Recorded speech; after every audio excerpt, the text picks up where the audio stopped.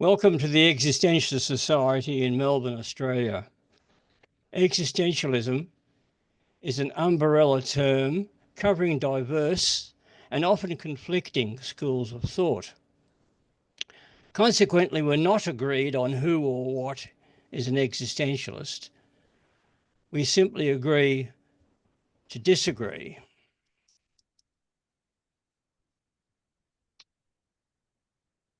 I'm David Miller, Secretary of the Existentialist Society, and our speaker today is Dr. Pierre van Osselaer, and his topic is Helene, Cixous and the transformation of language. Pierre, over to you. Yes, so hello everyone, and I'm going to use Cixous as the kind of the guiding light for my presentation, but I will also refer to other writers and philosophers, including Derrida. Some of you may have heard me speak about Derrida and the law of genre. So it's going to place Cixous in a landscape of transformation of language. I'm going to share my slides. Those slides will be available. I generally do not read them, but so that means you can read them at leisure when you see it later. And I'll use that. Hold on a second. There we are. Can you all see that? Yes. So that's the main thing. Hold on a second.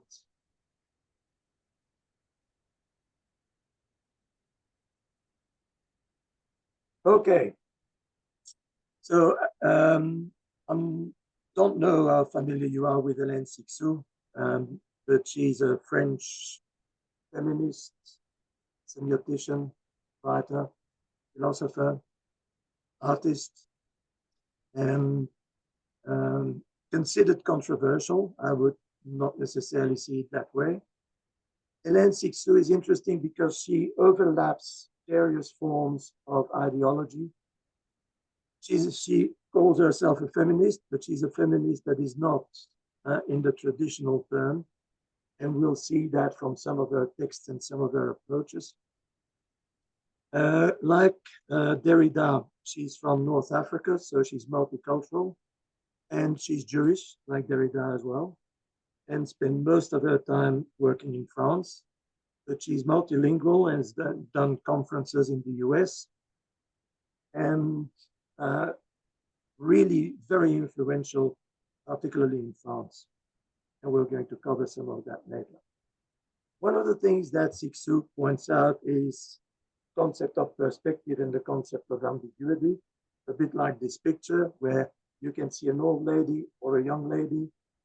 And what Cixous is doing is provoking questioning about issues like that. What she refers to is a phrasing of meaning.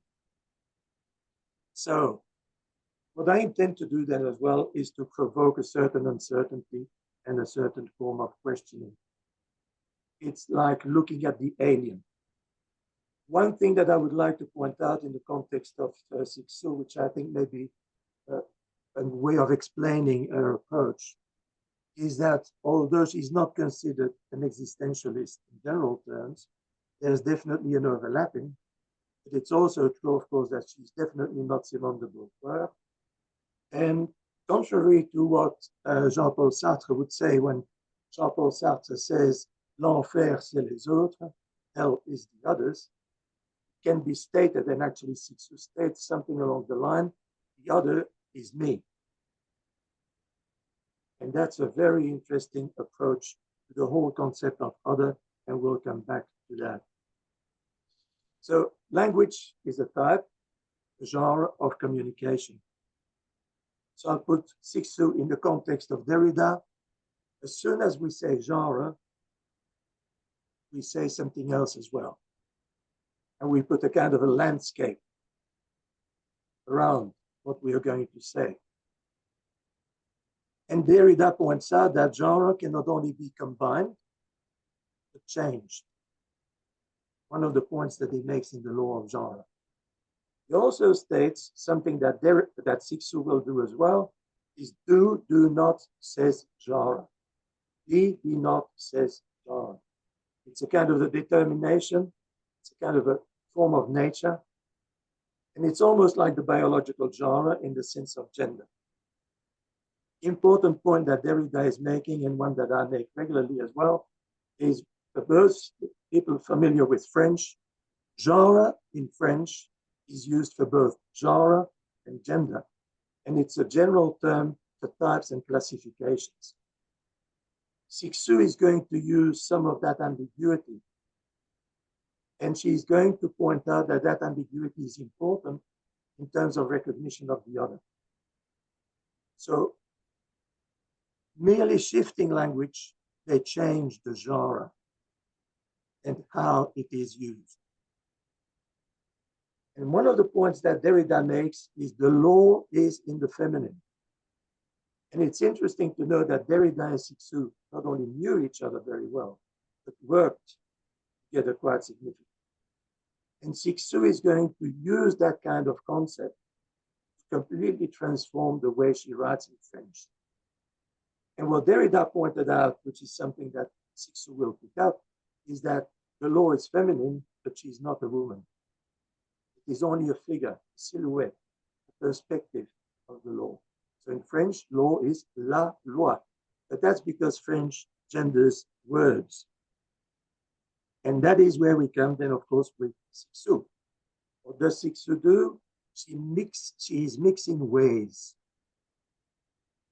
And so, in a book which is Kalle Gruber and Cixous, Kalle Gruber is in English. She translated most of the text of Cixous that is in that book. And in the chapter Beyond Sex, Beyond Text, Gruber mentions Helene Cixous' approach takes the problematic of sexual difference in the vaster perspective of human genre. Back to that, what I was saying with Derrida, genre in French is both gender and genre as we understand it in English. And she does that to envisage an hegemony of one sex over the other is consequently out of the question. And she's going to then argue points about that kind of concept of hegemony and what in French can be transformed in the language to show other ways. So she notes that Cixous arranges masculine and feminine in a mirror-facing perspective. So this is a translation of a text by Cixous.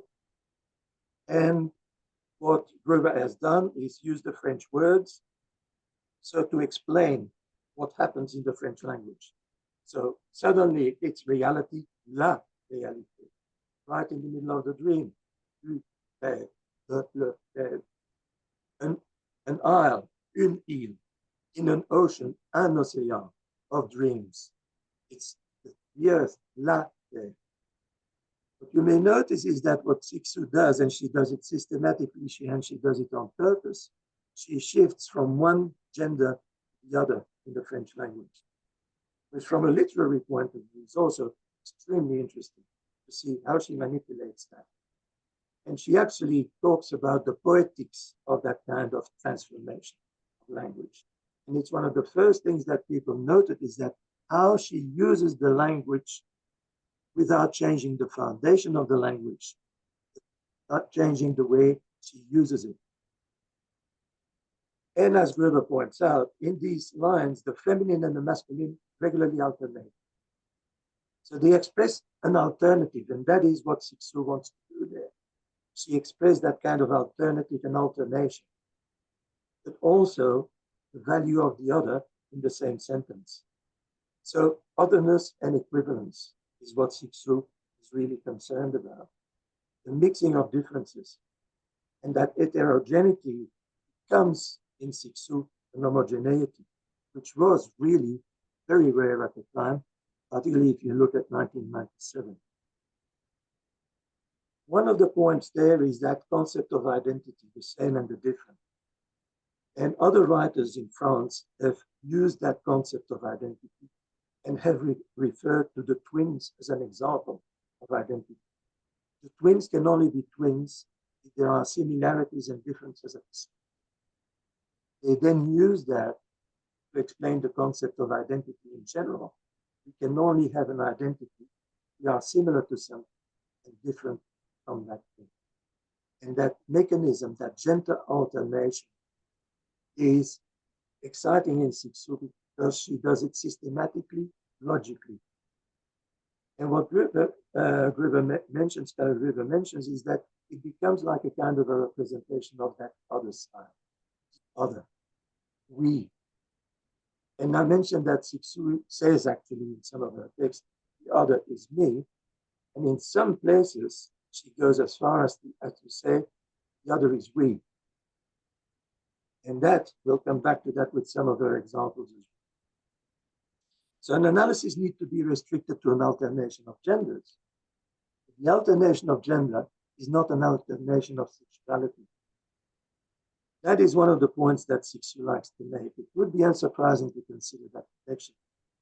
For instance, in French, fornication, la fornication, they indicate a feminine gendering of the word in French, but it does not refer to a female sexual act, to an act involving individuals, irrespective of their physical gender or sexuality. And Cixous makes that point, not just in her writing, but in her conversations and in her seminars. She refuses that kind of separation. And she looks at something that is more homogeneous, where she brings the other together as a we. So gendering as a linguistic concept is a function of the language used.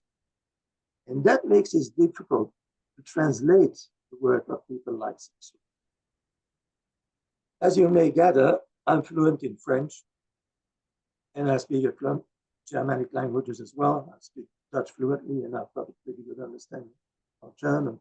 Those languages are heavily gendered in the way that they gender the names, the words. French only has masculine and feminine. German is masculine, feminine, and neuter. The way that works makes some of the concepts and some of the ways that they write difficult to translate in a language like English. But it gives them an ability to transform the language in a way that we would find almost impossible or find it extremely difficult. So French does not have a specific gendering. So la gratification, la violence are feminine. Le désir, le bien, desire and good, are masculine. That is simply part of a tradition. And some of those rules are based on how the word ends. La gratification, la communication. Words in action at the end are feminine. So depending on the structure of the word in terms of how the word is written or spoken, will give it a masculine or a feminine kind of gendered of the word, but it's not a sexual gendering. So these forms of gendering do not imply a sexual connotation of the term.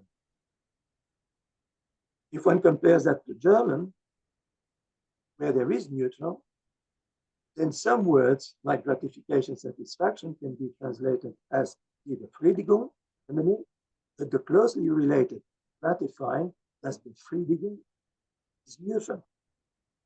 Then what we have here is an issue. Formal gendering in English, as mentioned by Pierre, we don't really have that, not the way that they have it. So English does not have a grammatical gender as many other languages like French and German do. We use biological gendering in the text, linked very closely to biological gendering. And people like Pierre refer to that as a problem of confusion. So because we do not have that gendering, now it's like in other languages, French, there is a triggering of bias in translation very often that we need to be very careful about. And at the same time, when then writers like Cixous question that in French, translating that and translating that transformation of language in English is not trivial. And that is why I like to talk about Cixous and how she approaches it. And hopefully I can explain some of the ways that she does it by referring to her work. So far, so good. Does that make sense? Do I see some hands? Yeah. Notice James saying no. Okay, I hope it will make sense at some stage, and we'll talk about it. Oh, by the way, I've used some English comments to put Cixous in context. So what Pierre says is that so gendered language has a bias toward a particular sex or social gender. In English, this will include using gender-specific terms referring to professions. He refers to people in general, such as doctor, should know how the communication with this patient. Things like that do not happen the same way. Gendered language perpetuates what academic Joe calls the historical patriarchal hierarchy that has existed between men and women, where one man is considered the norm and the other woman as other. And you can read the rest of the novel. This could be described as something difficult to address. And that is where the Cixous concept of the open wound arises. When we look at the text by Cixous, this is the translation of a header to a chapter. So that is the English version of the title in French. What Cixous does there, she says, we are already in the jaws of the book, interviews.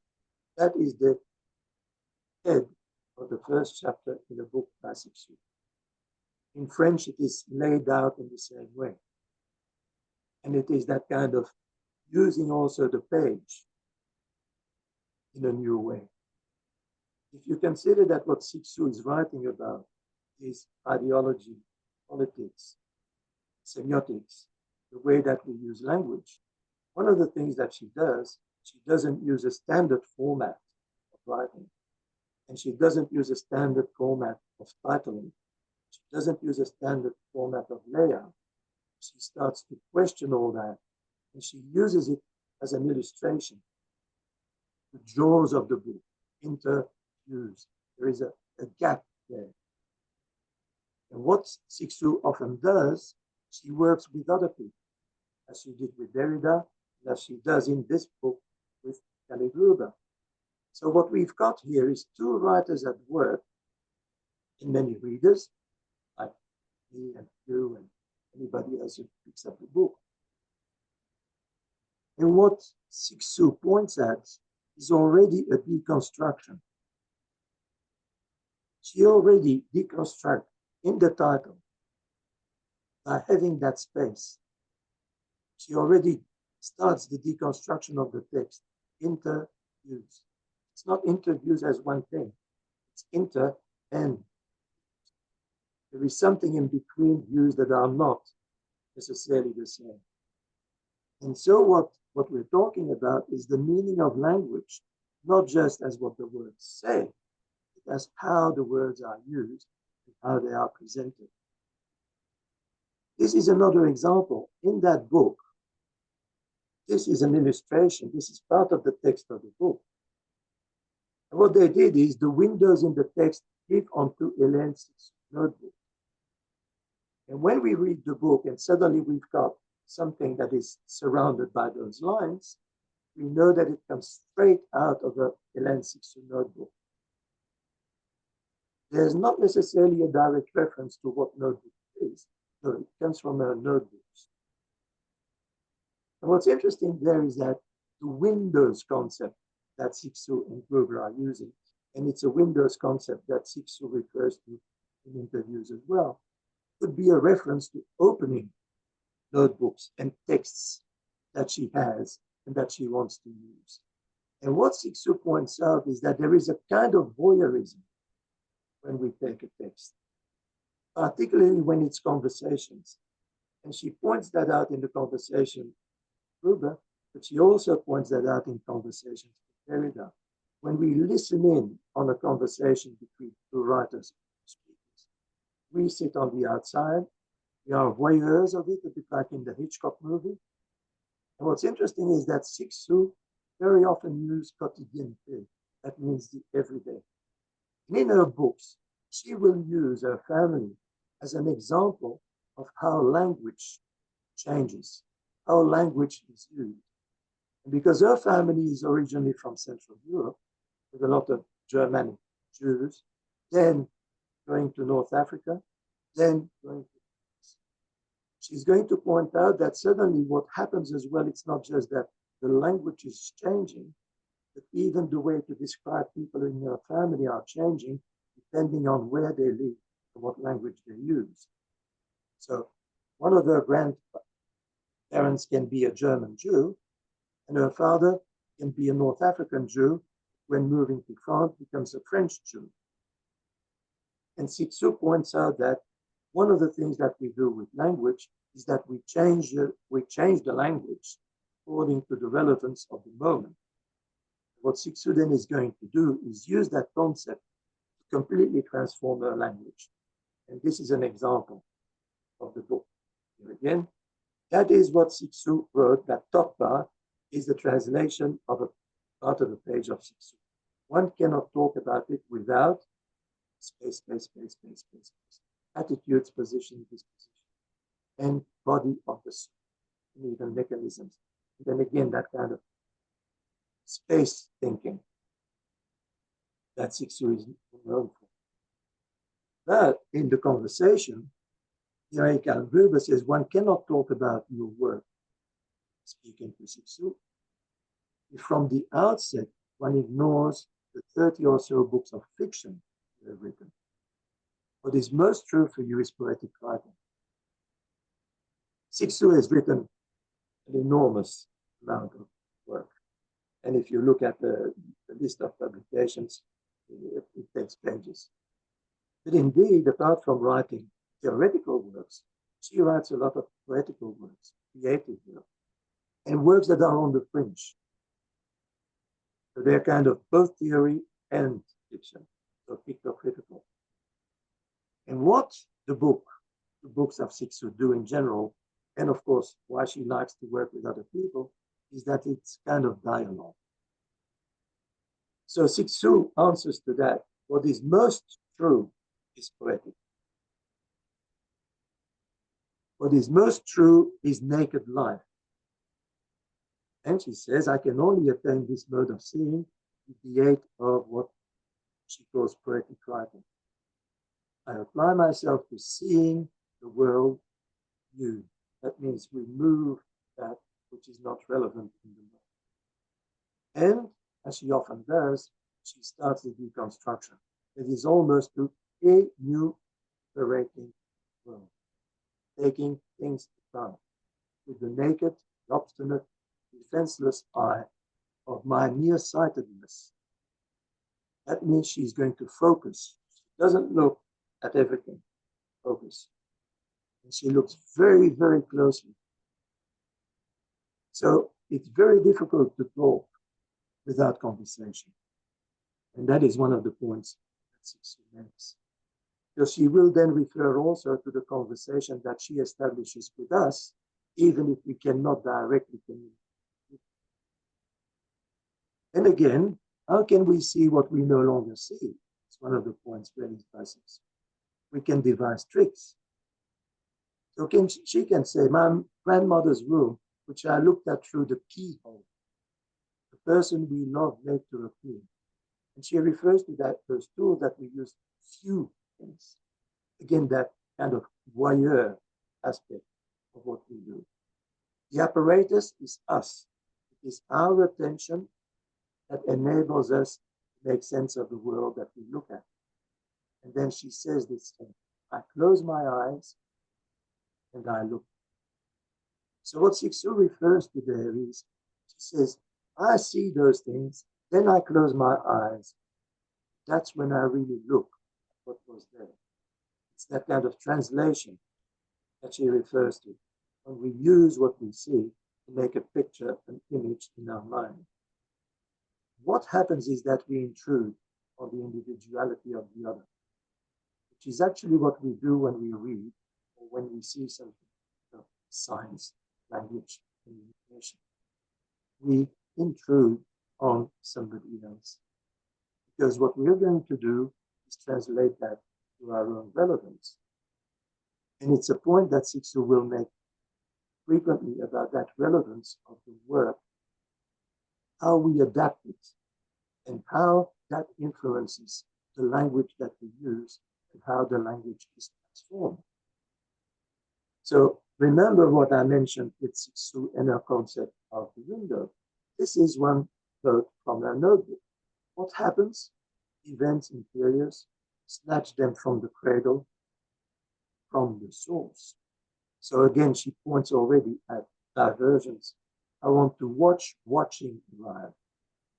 Something that Cixous does, a bit like Derrida as well. They use those kind of formulations that imply a recursiveness. Watch the watching, cradle the source. Watch arrivings. I want to find the root. Arrivings, then go to the root and of needing to eat. And from eat, it goes to taste. From there, it goes to work of spread. And what she does, she creates a kind of a landscape in that language that is not a traditional form of writing about reflection, about existence and theory. One point that is worth making in the context of what Cixous writes is obvious that she is influenced by people like Barthes. And of course, Barthes, in the Degré Zéro de l'écriture, writing Degree Zero, points out that language is never innocent, so words have a second form in memory, and that writing is precisely the compromise between freedom and remembrance. So the point that Barthes is making at Degree Zero of writing is the poetic language radically questions nature by virtue of its very structure. What Derrida points out is that when we write generally, we try to be close to what is, whereas when we write poetry, certainly in French, it becomes an exercise in structure. It becomes an exercise in transforming the language. It becomes an exercise in also looking at how the verbal language can be translated into writing so that when somebody reads, they can hear the sound of the language. All poetry does that, but French has a special kind of relationship there because the words in French, the vocabulary in French is not as big as the vocabulary in English. And what the French do is use words that most people will recognize, put them in a context that transforms their meaning, changes the structure, and questions the language itself. Good examples of that are, of course, people like Osselaer and Pierre do that systematically. And what Barthes points out is that without falling back on some ideology, there is no mode of writing left, there is only styles. And a lot of French writers will pick that up. And a lot of French writers, even before Barthes, already mentioned. They say writing is not just about what you write, how you write it. And that is also a point picked up by Derrida and definitely picked up by Cixous. It's not just what we say, how we transform the writing to try to give a hint as to what the meaning is that they could think of and at the same time question. And it's that kind of suggestion of something different, of a certain identity. So again, coming back to Cixous and Weber, poetic, because it is not stoppable, that recursion is something that is open. And what she points out is that all that is stopped, grasped, all that is subjugated, easily transmitted, easily picked up, all that comes under the word concept, which is to say all that is taken, caged, is less true. And that is where Cixous comes from. That's why she repeats it has lost life, lost what is life itself, which is always the process of seeding or emitting or transmitting itself. It's life that transmits itself through the writing. And so the itself becomes the its as a text, as a tool. And that is what Cixous points out. So writers like Cixous provide tools, and she makes that quite clear. And of course, as Barthes contends, we've got the authorly text and the readerly text. And Derrida points out that it is tools for bricolage. It's interesting to look at that in the context of other writers of the same period, which do not always agree. For instance, Eco was very interested in how that happens in translation, because translation is always a transformation of language by definition. And Eco points out that there are two ways of looking at how we use language to translate something, be it in translation from language to language, or translation from thought to text. And that is translating the source in translation from language to text states, or what we think, versus the translation of the target, what the text or the thought aims to state. When we use those concepts, we can also say that the source of language, that which we got in reserve, that's what we use, and the target of meaning that influences our language involve a transformation. And that is what Cixous, of course, does systematically. But Eco points out as well, all humans under the sway of the language they speak, they and their entire are a product of that language, so that it is impossible to think with complete clarity anything that is beyond the boundaries of that language. But as he points out, on the other hand, something that Cixous systematically tries to do is that all free-thinking people with any mental initiative at all also play their part in shaping their language. We are not just using it the way it is codified. We change it to make it relevant to the text that we write. And although we all do it, Cixous points out is that we can do it more systematically, change the way we make sense of the world in which we live. But there is always more to a text than what is intended, or what the source may be. And then Eco uses Schleiermacher about that concept, the entire thinking. That it is unlikely to be the case in its language. We accept the definition of a linguistically developed form of communication. Even if it could be true that entire thinking is a product of science, their interpretation and their usage, or something along these lines, are not necessarily that precise. And so, going back to Schleiermacher, think with complete clarity, is that possible? And there is that kind of questioning of free thinking, as if there was anybody who would not have at least some form of thinking. And when we look around ourselves, and we look in any language, and for instance, because of some of the work that I'm doing teaching in high school, I see young kids transforming language all the time, depending on the tools that they're using, depending on who they are communicating. So all free thinking people have a certain form of thinking. And in that free thinking, they don't just abide by language, shape it. So there is a cascading, and that cascading hints at what we can say as a dynamic of transformation. Language are not static. It's a dynamic process that by being used is transformed in the recursion of its use. And it implies questioning of interpretation of the moments of the past, because we are in a later recursion. And Showalter, in that context, argued that when we look at the language,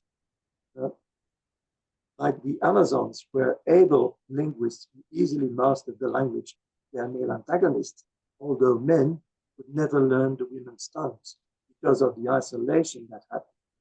And Cixous will use that kind of misunderstanding or ambiguity, where some groups ignore the language of the other, and therefore cannot understand or not interpreted in a way that comes close to what that other group intended. But one must be really, really careful here with this any suggested absolute. That is the point that Cixous makes. And again, because of that concept, genre and type, and the clear difference, and that's another presentation, in between types and tokens. Everything that we deal with are tokens. It's how we classify them, types. And although the tokens are always there, the types are changing.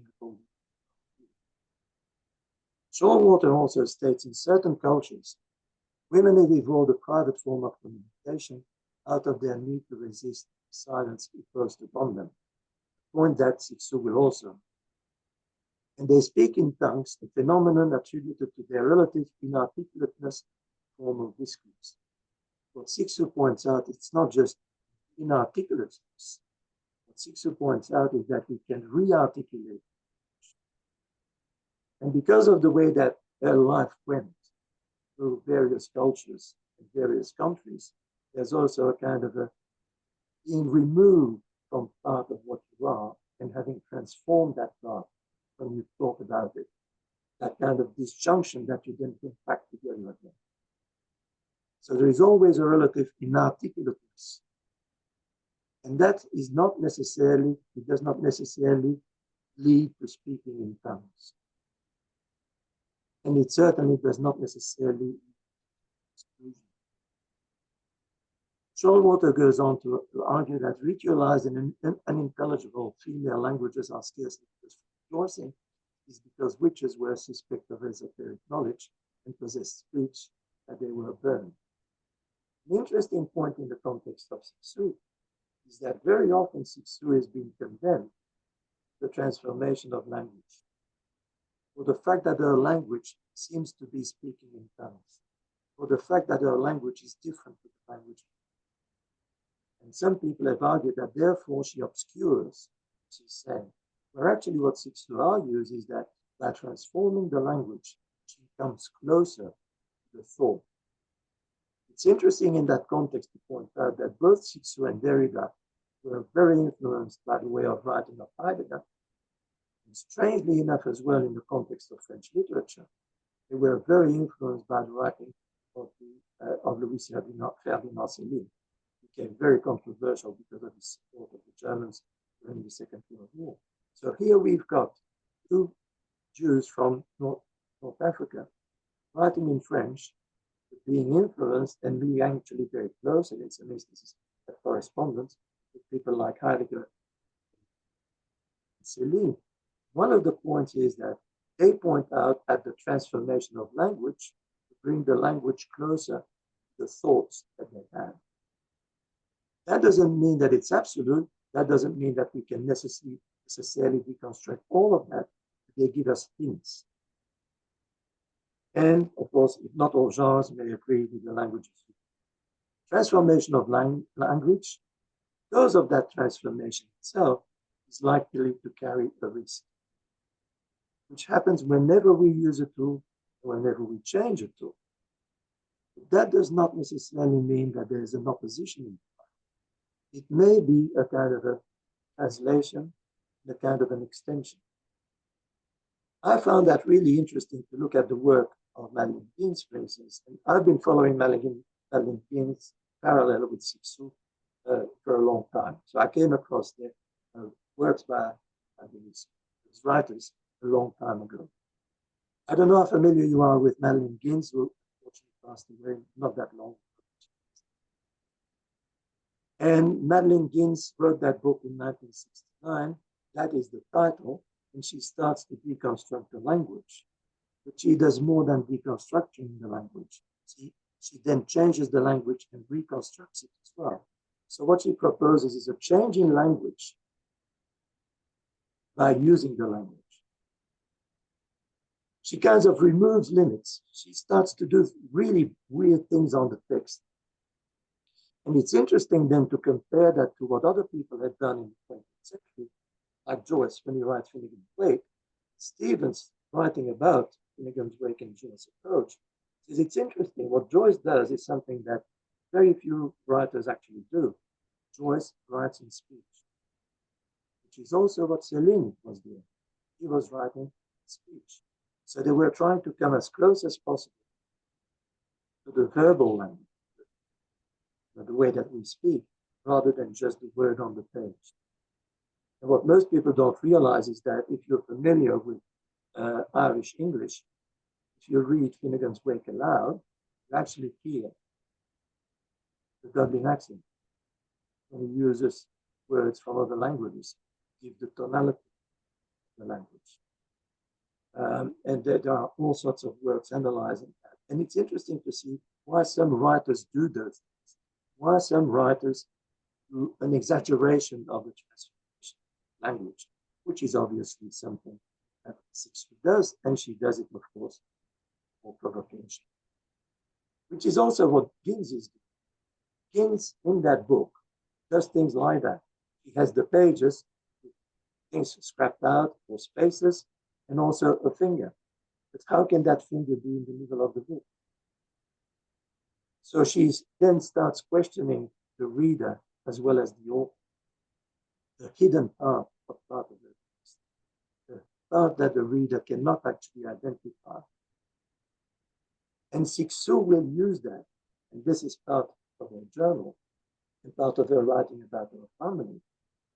And that is what will drive her to change the language. Because as she says, I was born of grandfather, actually. I myself do not believe it, or rather, I unbelieve it. And she's going to start to question things like the synagogues. That's where she comes from. She comes from a very, very, very religious Jewish family. My grandfather also earned a cross. We still have the German war cross. So we are talking here about grandfather who was in the First World War in the German army, got a German cross, was Jewish, had to leave Germany because he was Jewish, and went to North Africa, where of course Cixous was then later, and that was French. And she reflects on that in her journal, and that gives her an opportunity to start questioning some of the ways that those languages have an impact. So German became a French war widow. Just before the war, my grandfather moved to Strasbourg in German Alsace. Alsace had been part of Germany for the First World War, where he had opened a little jute factory in Strasbourg that had been German but was French. Widowed, Omi returned to Germany proper with her daughters to Osnabrück. And in her memoirs, in her books, and in that book, she actually refers to language, transformation of language. She starts mixing genres in, again, a provocation way. Because the book is about language and transformation, but she uses photographs of her family and includes that photographs of her parents. And then a photograph of her. Alsace became French because of the Alsatian address. Omi then had the right to have a double national passport. When she left Nazi Germany, etc. These little things, these ties, are very strong readings, which is again a concept that Cixous uses regularly. And that kind of concept of vestige, and pre-human, and the mask. The mask is something interesting, in that the mask reveals something and at the same hides it. You think of the mask in the Greek theater. If it wasn't for the mask, it would be almost impossible, certainly at a distance, to recognize the character. We recognize the character because of the mask. The mask is not the character. It also amplifies the voice of the actor, which reveals also part of the character. It's not the character either. And Cixous uses that concept as well. And the little one-year-old refers to the image just saw above on another page. And she says, I was born in an opposite age, an age of nationalism or re-nationalism. Again, that concept of recursion, transformation of something. It was something before, this is no longer the same. And she points out something that has a great influence on not just her, but a lot of people of her generation. The life of those people, particularly the people who had been Germany, France, North Africa, and then back to France, and there are quite a few people in that situation, begins with graves. They go beyond singularity. And she said, I see a sort of genealogy of things that this found along. That concept of genealogy is directly linked to the concept of recursion and transformation, and also the concept of different, how genres are changing and how language is changing. And she points out that when she was little, it seemed to me that the grave of my father came out of that grave of the north. My father's grave is also lost. It is in Algeria. And we lose part of the past. And yet, it is still there as a kind of a mask of something that was there. It is no longer fully recognizable. And that's why she speaks in terms of genealogy. And she then, a bit later, goes back to her family and points out that the families, and so let's not forget that this is also a book about theory of language and how we make sense of the world. And she says the families of my mother, very large Jewish, about concentration camp. Then there is the picture of a Slovak great-grandfather, Abraham Klein, Slovak, and he studied the Talmud. Now, Cixous is familiar with the Talmud of her family.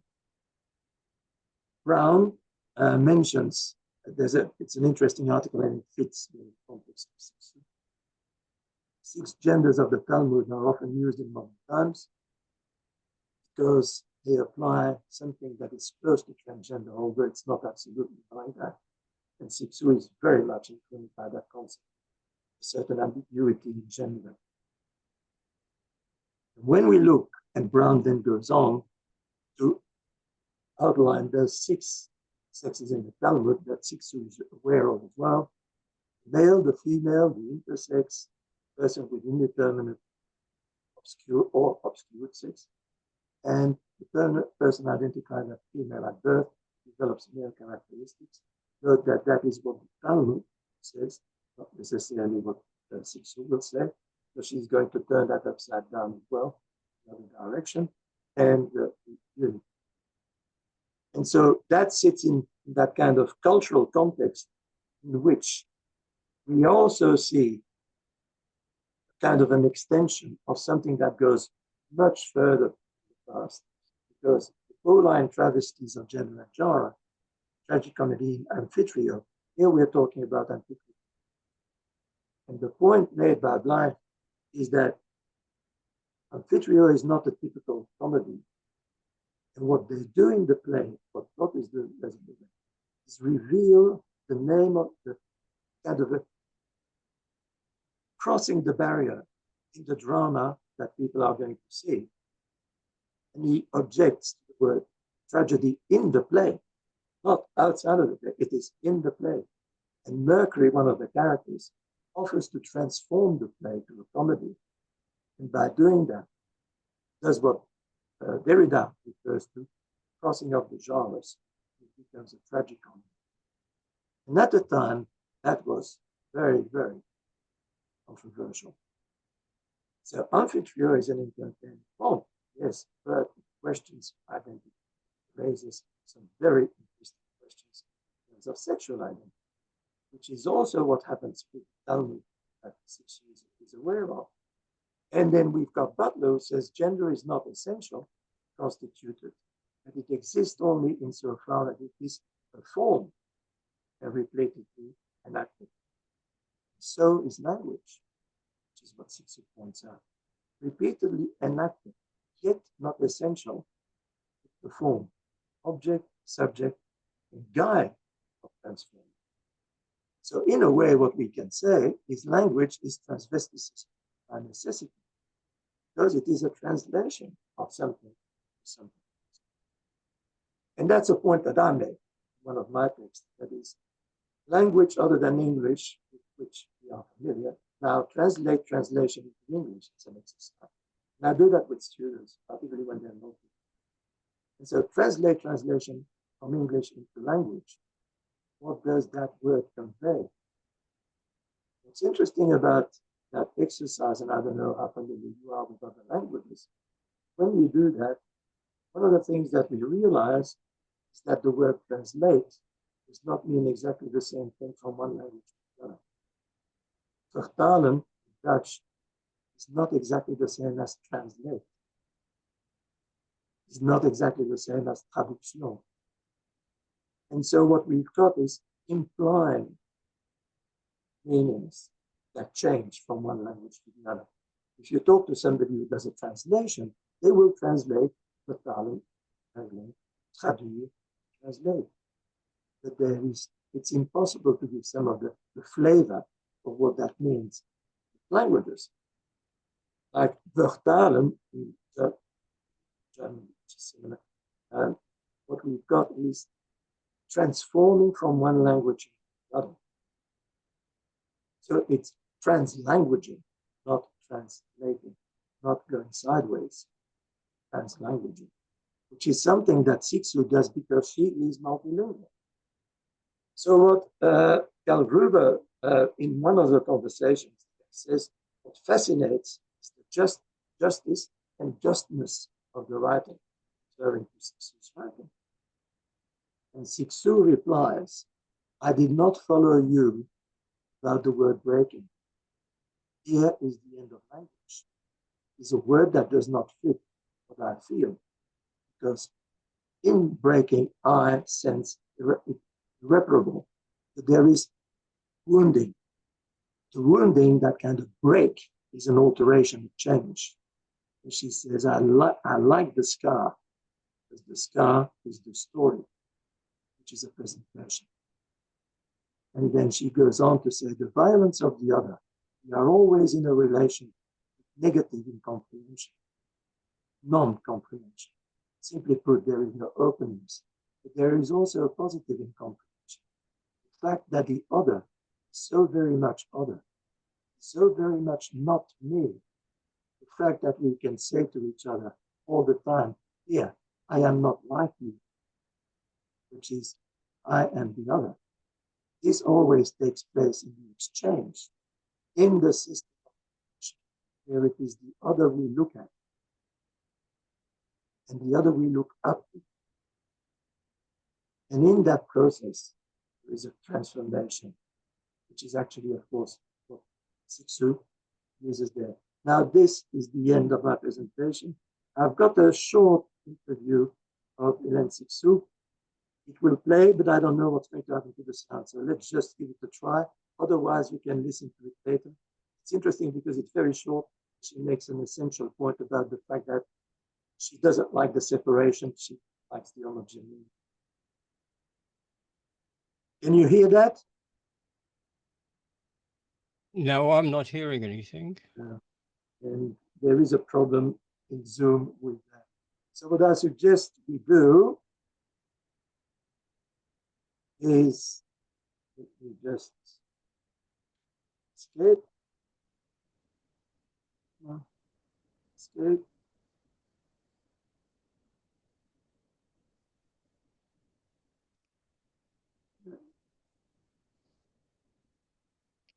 Stop share. And I encourage you to listen because it's a very short interview. Anybody interested in the way that Cixous approaches dialogue, you will find some of the presentations, particularly seminar presentations, available online. And her English is really good. She has done presentations, particularly in the US. And there's one, I didn't put the reference, I can find that. I think there's one seminar that goes on for about an hour, and she was asked about concept of conversation, dialogue, and conversation. And what she did, I found was absolutely superb, is that she went back to the concept of Plato with the dialogue of Socrates and opposing voice. She uses that as kind of a technique, and then she says, I'm going to create a dialogue with me and Derrida. But then Derrida passed away. And in that seminar, the seminar is actually Cixous imagining herself in a situation, imagining Derrida in the same location, and having a dialogue about the transformation of what Derrida. And she did that in a seminar that goes on for an hour, and everybody in that room, all those students were absolutely flabbergasted. And they had some very interesting questions on it. First, it is that kind of transformation of the language, but also the approach, how we approach language, how we use it, how we try to make it relevant, in a provoking way in the context of the presentation. Thank you for listening, and I hope it wasn't too obscure.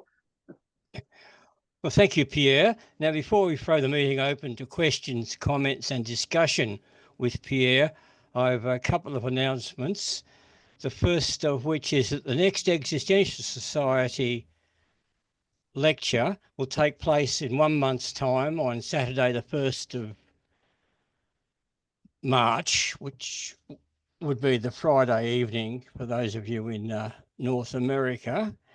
And I've put the details in the chat, and we're going to have Dr. Tim Themi speaking on Georges Bataille's dispute with Jean-Paul Sartre over inner experience, new mysticism, and the philosophy of art. I'll read that again. Bataille's disputes with Sartre over inner experience, new mysticism, and philosophy of art. So now for the question, comment and discussion section, we'll use the raised hand method so that we can get you to speak in turn. So you'll find the raised hand icon in the React tab at the bottom of your screen. So, James, go ahead. Okay, I had a question. It was really interesting presentation. I was wondering on the slide with the 6 genders of the Talmud. Did she link that to the 72 genders of the woke religion, or anything like that? Or did she say we have to have more than 6 or any?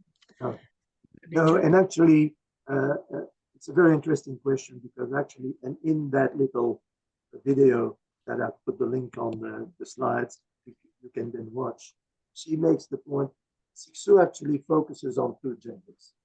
So even she questions that concept of the 6 genders.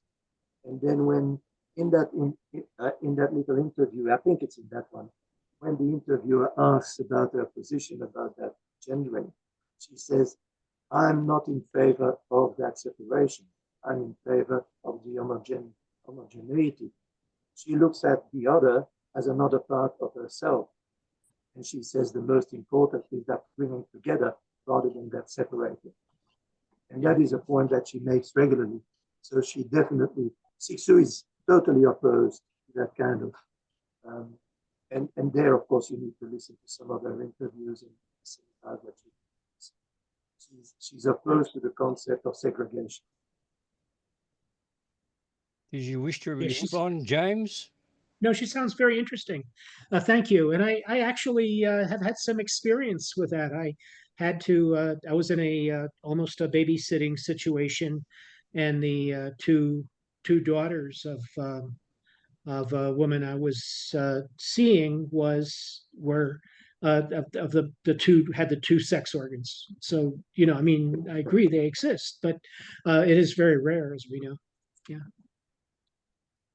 Yeah, and I became, and to build on that, one of the reasons I started to read Cixous, I'm going to give away my age, in the late 60s. And one of the reasons was that 2 of my friends were actually true hermaphrodites.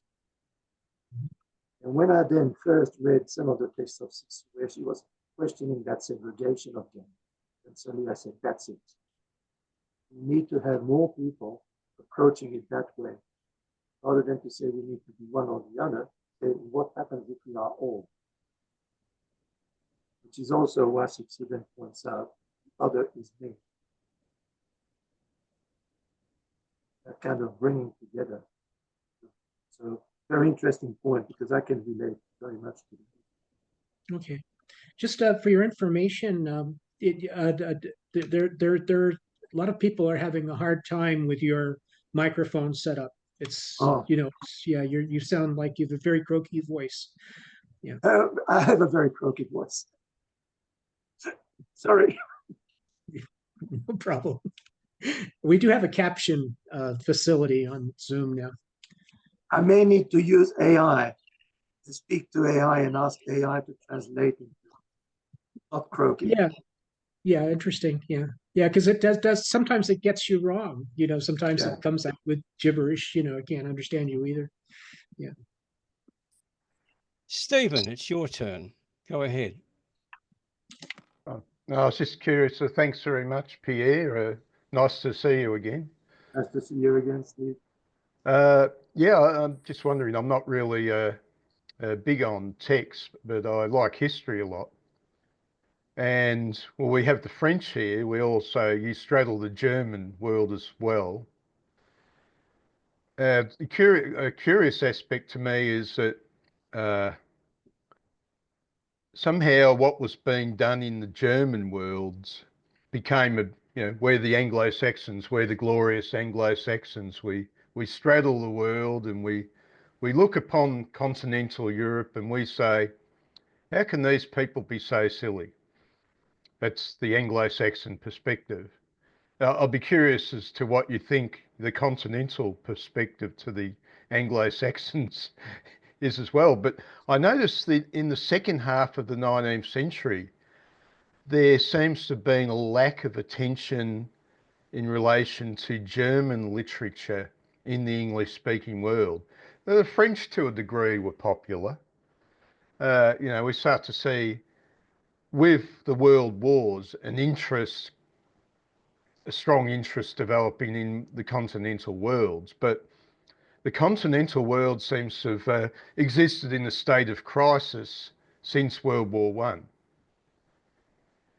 And I was wondering how much this sense of crisis contributes to continental literature. Because the curious thing for us Anglo-Saxons is that after a century, the crisis, whatever it is, has reached us. And now we're confused too. But I was just wondering, so I'm not a great student of literature, but I was just wondering if you'd have anything to say on these sort of matters. Thank you. Yeah, the first thing is, I mentioned his name already in the presentation. Helene is a representation of the conflict within the French culture. So, Voyage to the End of the Night, Voyage au bout de la nuit, was published in between the two world wars, and it recounts his experience during the First World War, wounded and decorated, and then after the war, he became involved in colonial affairs, and he went to Africa and looked at what the French were doing in Africa. That also marked him very strongly, and he was not the only one, but he wrote about it quite extensively in that book. And then because of that, because he had lived in London as a young man, he decided to go to an English-speaking country, and he went to the United States. Then realized that the industrialization of the United States was very alien to the way that he had interpreted English culture. And then went back to France. That's when he wrote Voyage to the End of the Night. And then he's going to put that in the context of his memory of his youth in his book Mort Crédit, Death by Installments. And he is representative of that kind of conflict, which is why actually, before he then became friendly with the Germans, up to that period of time, he was admired by everyone, left, right, everywhere, because of the question. And Helene points out something that is absolutely critical for the Europeans. And in radio interviews later, after the Second World War, somebody asked him that, why do you look at that cat? Because he transforms language as well. Why do you do that? Why do you try to come back to a language that is understandable by me? Because that's what he was trying to do. And Helene says, one of the problems that we have is that we are so traditional that we can no longer understand evolution. And he said, look at the Chinese. They've changed their language to make it more accessible. We would never do that. And he uses, and then he refers to an advertisement. He says, it's like in that advertisement. It's an advertisement for butter. And the caption is, à notre âge, on ne change pas nos habitudes. At our age, don't change our habits. And he said that is typical of the French culture. And that is, of course, I think, the result of all the political issues from the end of the 19th century to the middle and the 20th century. There are similar, there are other writers, I mean, that Camus is reflecting on that as well. You know, people like Camus, and in a way, Sartre, well, which is why they're asking all these questions. And that's why you're going to have also political theorists asking these questions, sometimes in a very strange way, and leading to some of the reaction that we've got, like Jean-Marie Le Pen, who just passed away. All that is a context for France. There is a similar context in Germany. And what happened in Germany, of course, is with the separation. There was a cultural entity, the political separation. There were still cultural contacts between. And also, what people tend to forget is that Germany is not culturally homogeneous either. There is a German culture. Yes, there are all sorts of fragments in Germany as well.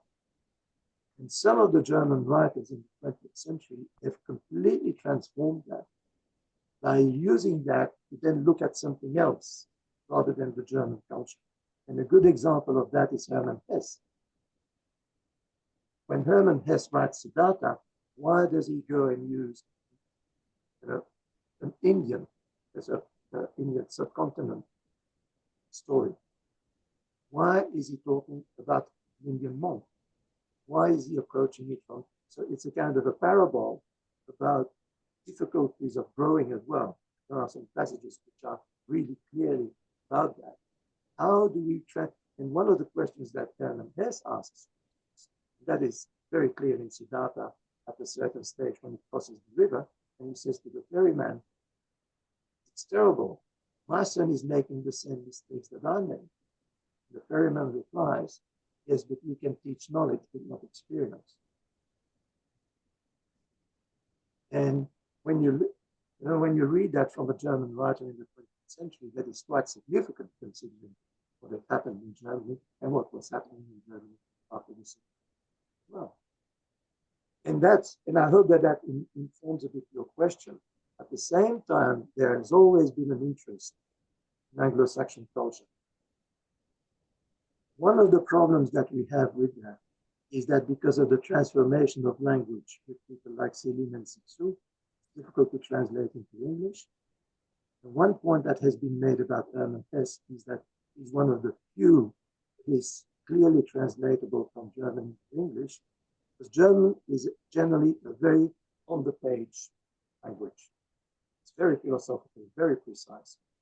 Hermann Hesse has tried to transform the language to make it more like novel writing, English sense. And so you've got a few writers like that are relatively translatable, whereas some of the others are going in the other direction and being more and more precise in their language under the influence of philosophers like Heidegger, which are notably very difficult. Does that make sense? Oh, yes, thank you very much, Pierre. You're welcome. Joe, it's your turn. Yeah, I mean, so as you were just talking about the idea of industrialization, and actually that kind of triggered this idea of our ability to, and I think about this and how the precision of language allows us to actually manipulate objects in the world. And so from that perspective, how does that actually impact the ability to use her techniques to kind of change people's perceptions of it, the feminine? So in other words, like, how does technology impact her approach to language? That's essentially what I'm trying to get to. Because something like industrialization, or, you know, how does the environment itself, specifically like how advanced the environment is, impact her ability, or the ability to use her techniques to use language as a way of overcoming power structures? One thing that I find interesting is that there is a question about it. I cannot say, does it really work? What I like about the approach of people like Cixous and Derrida and Heidegger is that by provoking the reader with the transformation of language, what they're really saying is we need to have a question of how we communicate. But what they're saying as well is that by producing that kind of language, like Cixous makes that point, actually, I think it's in the presentation as well, it's a tool.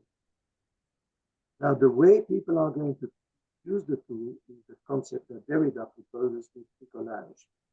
When the writer puts a text out there, the writer does it with an idea as to how the tool is used, a bit like in technology and industry. Right?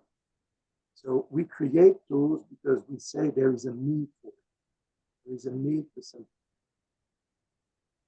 One of the points, and it's one of the reasons why Derrida and Cixous were so influenced by Heidegger, and particularly with works like The Question Concerning Technology, is that Heidegger points out that we can only do something to extend ourselves by using the tool, and when the tool is no longer appropriate and we want to change it, it changes.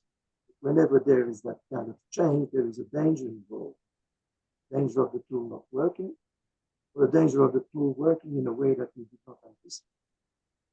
Right. Heidegger links that to the concept of causality with the four causes. We are only agent provoking the tool based on a situation where we realize that that tool could be useful in the future. And we use the tools we've got at the time and the material we've got at the time to propose that new tool. That new tool is for the future, not for the past. We've got no ideas to do it. That is a point that Cixous herself makes. She said, I don't know. I'm giving you the tool.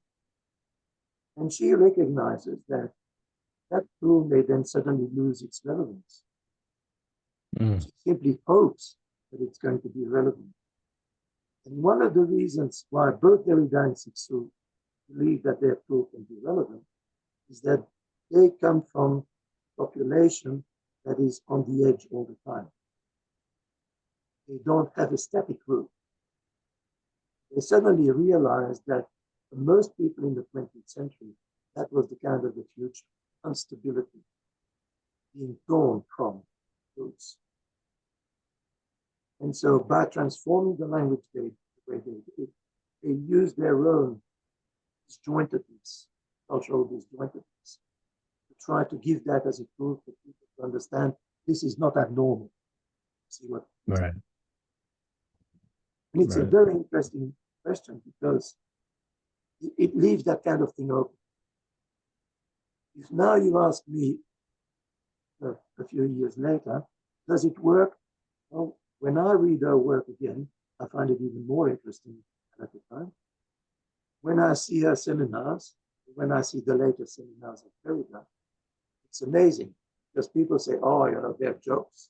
Right? It's very well known that they're not exactly the most popular philosophers in the world. At the same time, people like Derrida, some of the most read philosophers. Cixous is very often read by feminists and people. Why is that? So we know that there is a relevance. Does that mean that people agree with them? That's a different question. But to a certain degree, have reached a target. And I think we're at a time now where they are so built in our culture that it's going to be difficult to ignore them. But like any revolution in language or in anything, that revolution becomes more ingrained, more kind of accepted by society, and loses part of its provocation, which is something I think that Cixous probably would regret, because her point is the provocation. That may not necessarily mean. Thank you.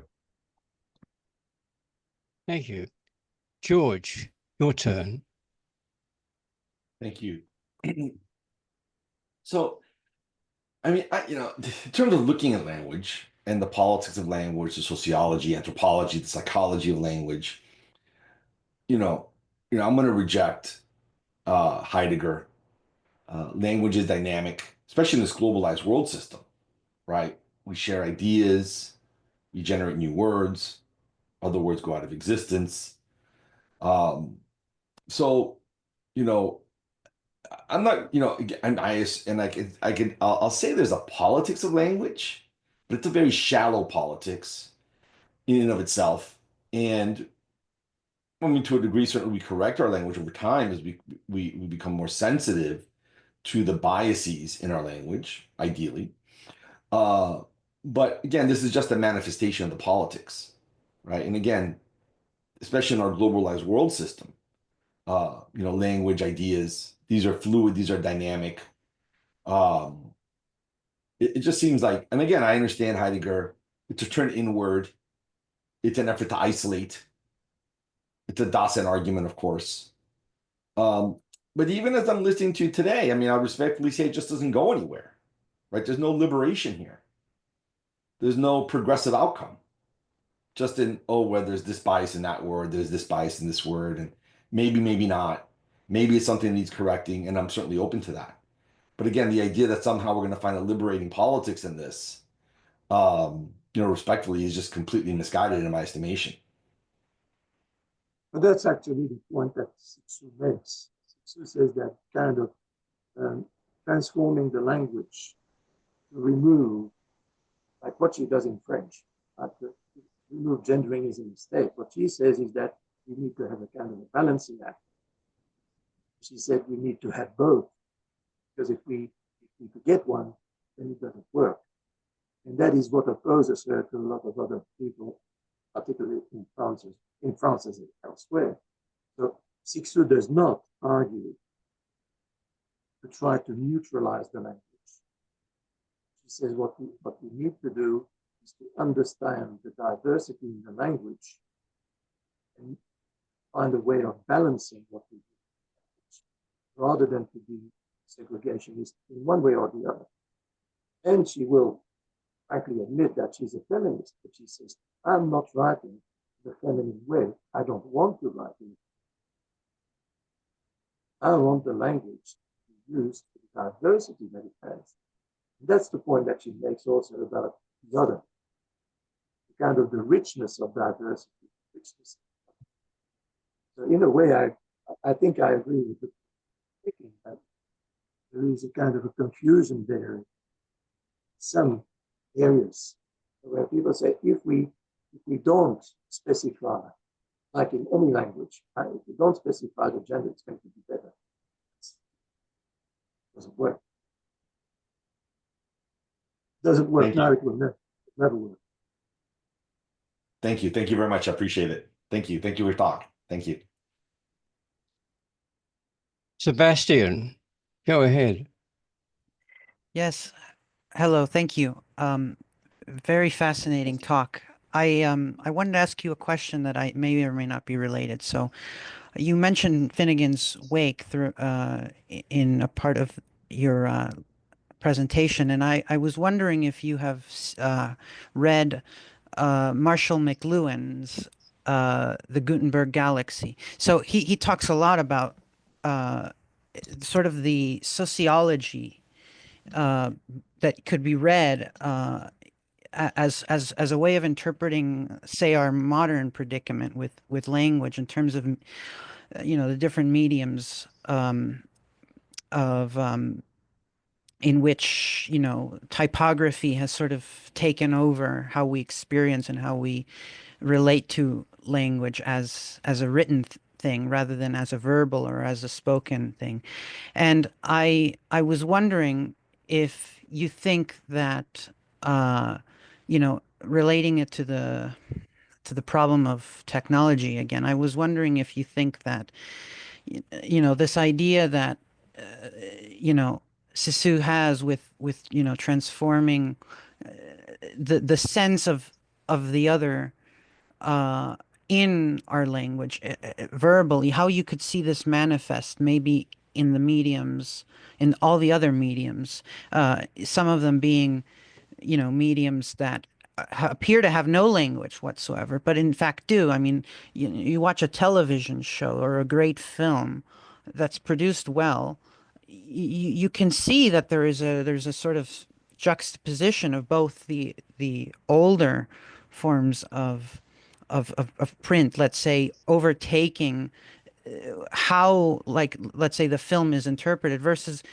the film giving new meaning to almost in the moment as a live sort of thing, an interplay between let's say the asynchronous moment of watching that film versus the simultaneous moment of being a participant of that film, uh, observing, let's say, the act of the, let's say, director, knowing that the audience can have a role to play beyond just, let's say, passively observing it. I think great films, in a certain sense, lure you in. And so my question is just based on how you maybe see that having a role in terms of poetry. Could there be visual poetry rather than written poetry in the future, which utilize these kinds of mediums? Not only in the future, but we've already got examples of that. In a way, the work of Madeline Gins is an example of that. Even before that, at the time of the Dada poets, there's quite a famous poet in Belgium, but also around that area, Paul van Ostaaij. And Paul van Ostaaij unfortunately died very young in tuberculosis. He lived mainly in Antwerp, then in Germany, and then in the south of Belgium. So he was fluent in Flemish, French, German, and English.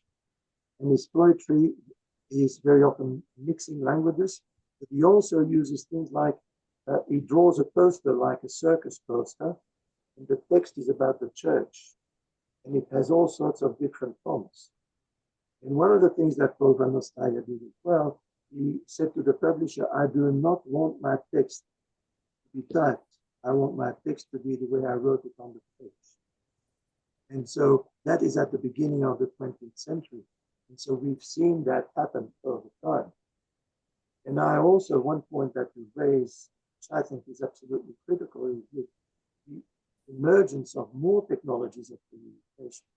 We are increasingly in a multimodal form of communication all the time. And for instance, one of the things that, so I've been teaching English University vocational training, and now I'm also teaching high school. One of the texts that we've got is Persepolis. Persepolis is a comic strip. It's a comic strip about Iran and the situation of women and how she had to close its biography in a comic strip, raising very important political and ideological questions. So what we've got here is the drawings, and the English, which is actually a translation of the original French, raises all sorts of questions like that. Is there only one medium, or are we simply broadening? And that is actually one of the things that Cixous does with her texts as well, as you may have noticed with the headers. She uses different fonts, different ways of laying out. And that is also what Joyce does in Helene. There's a very significant page there. I can't remember exactly. I think it's in the book. And at some stage, suddenly questions the language of his own book. And then you turn the page. And on that page, he has like a catalog of all the ways that we can use English on the page. Annotations, indications, things in the margin, title, poetry, prose. And it's like a catalog of various ways of using the language. And that is something that is going to increase, I think. I've done some research, and actually my thesis is available as a database as well, so the reader can interact with the thesis instead of finished. And I've seen writers do that. I've seen colleagues do that as well. There are some of the works that we produce not only include English text, they include other languages, they include visuals, they include sound, and at the same offer the opportunity for co-creation, where the work is not stopped. The work becomes a kind of a real tool. And that was not possible 200 years ago, except somebody writing in the margins and giving the books else. Now with technologies, and you see the kids doing that. I see children, in school doing that. They're not supposed to use their telephone, and they use their laptops. They communicate, and they build on one text from another, and they keep on doing it. Their language is changing. Because there's also a change in the way that we read because of the media. There is a change of the way we read because of the way the media changed the attention span. Right. And one of the points that you're raising, which comes from Marshall McLuhan, there's the book, The Medium is the Message, which actually was initially titled The Medium is the Message, because the publisher had made a mistake. And initially, McLuhan said, leave it as it is, because the medium does indeed massage the text that we've got. It does massage the message. And then in the book, actually, it's an explanation of how the medium changes the way we approach language. How important is that? Well, one of the things that I always say to students is, when you write something, don't always write it either longhand or on the computer. Use both. Alternate. Look at what difference it makes. What difference does it make if you've got a text and you stand in front of the mirror and you read it aloud? What does that mean? And those are questions about language that we need to encourage, because a lot of the language used these days is no longer just writing. And at the same time, the point made by Derrida in grammatology is absolutely fundamental. He says the writing form is absolutely exceptional because what it does, it enables us to have meta-language in the language that is on the page. It's very difficult to have meta-language visualized. It's possible. Marcel Botas, a couple of people, conceptual artists, but it's much easier in English or in a verbal language to have meta-language about language. Does that make sense? Yeah, definitely. Yeah. Thank you. Thank you, Sebastian. Joe, go ahead. Yeah, I mean, it's actually interesting to think about it in terms of like even McLuhan, the idea of a global village, because you had actually talked about this idea of cultures coming together, right? And then that was one of her ideas with change. So, I mean, and essentially the way the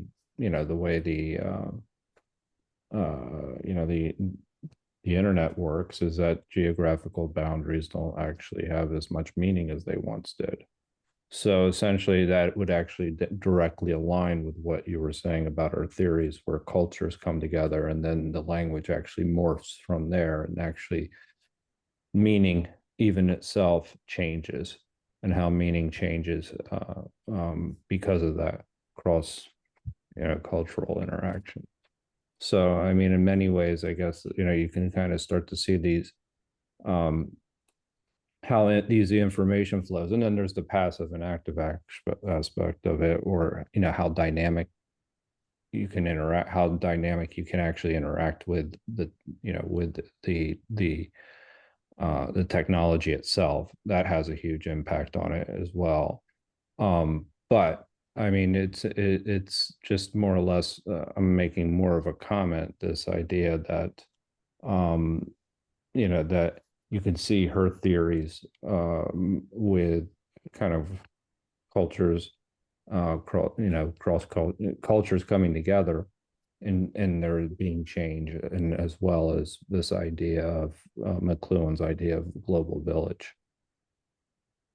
Yeah, and I find that actually really fascinating when I look at what younger people are doing. And in one instance, I was teaching tertiary, but in a private institution, and most of the students were from the continent and from the Punjab, actually, so where technology is not the way they do it. What was interesting is that some of them had English as their first language, but some didn't. None of them were familiar with computers. All of them were familiar with telephones, smartphones. What I noticed is that one of the things that they were doing was using their telephone to translate what was happening in the classroom. Right. And then, because of that, they would raise questions as to the difference in between English and their own language in the context of concepts that were raised. And I found that really fascinating, because suddenly It is fascinating. You've got that dialogue. It's a dynamic interaction. I mean, it's so that you have that dynamicism, that whereas if it were just written, it would be static, and then it would be up to the interpretation, right? So then that actually is where you can actually really get to what somebody actually means, and that kind of also impacts framing in a way as well. So that framing is actually important when it comes to even how you perceive genders. So that you could start to say, you know, that where you can start to articulate it, you know, something from a female perspective. So that, no, I think that's actually a really important point, that how there is a dynamicism that exists, the way you're using even translation, and how people could use tools to automatically translate and then converse and kind of reconcile their different perceptions or understanding of what the concepts are actually they're trying to communicate. Yeah, and what we noticed, and I noticed that when I was teaching at Murdoch for several years, and at one stage I had quite a few Aboriginal students in my class, and most of them were doing studies in media. Mm-hmm. And one of them, and Curtis Taylor, if you remember, first year, I realized he was speaking 5 Aboriginal languages, spoke English fluently between 5. He was doing a degree in film and television. I gave him the opportunity to do a video essay for his first assignment, then talked him about that. What's interesting with Curtis Taylor is that he now does films, sculptures, and media in a way that translates from one culture to another and asks questions about all the cultures involved.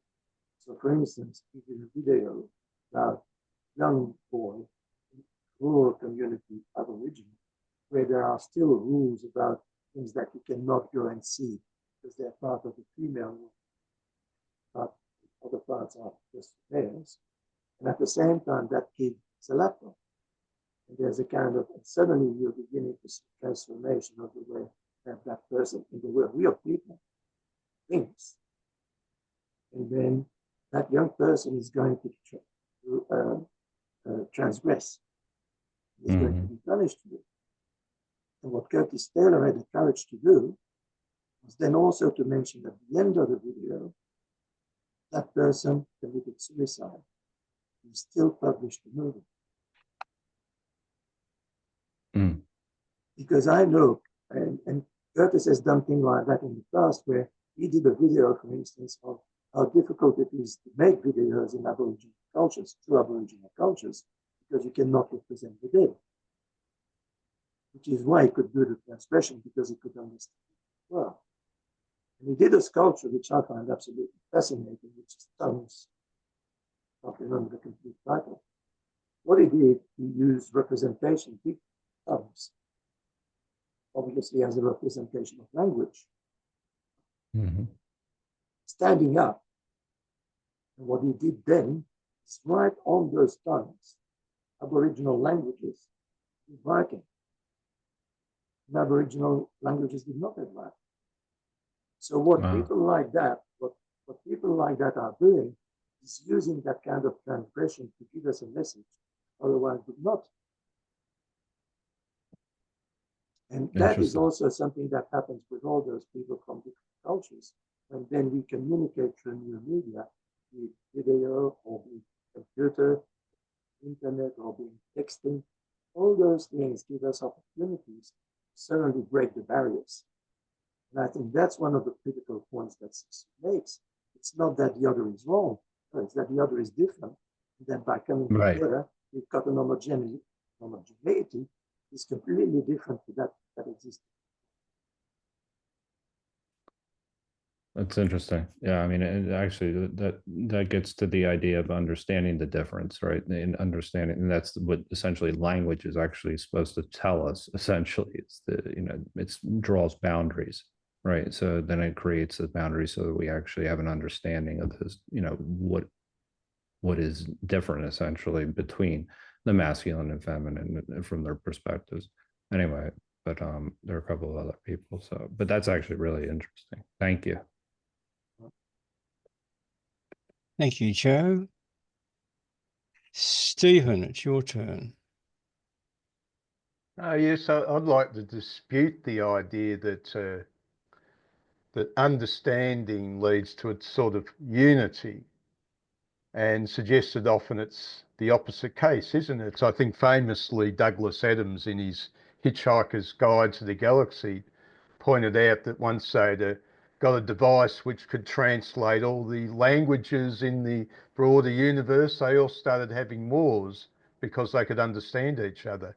And I think that bears out in history. Of course, in the 19th century, it was a world dominated by the English language and its media.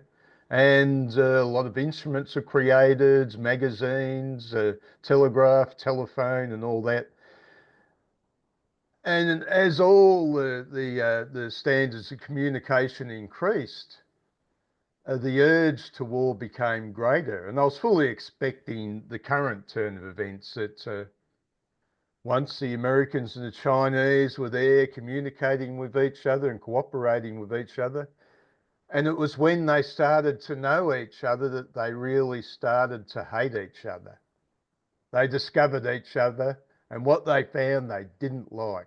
So it seems to me that the greatest thing for peace amongst different types of humanity is to build a big walls between them.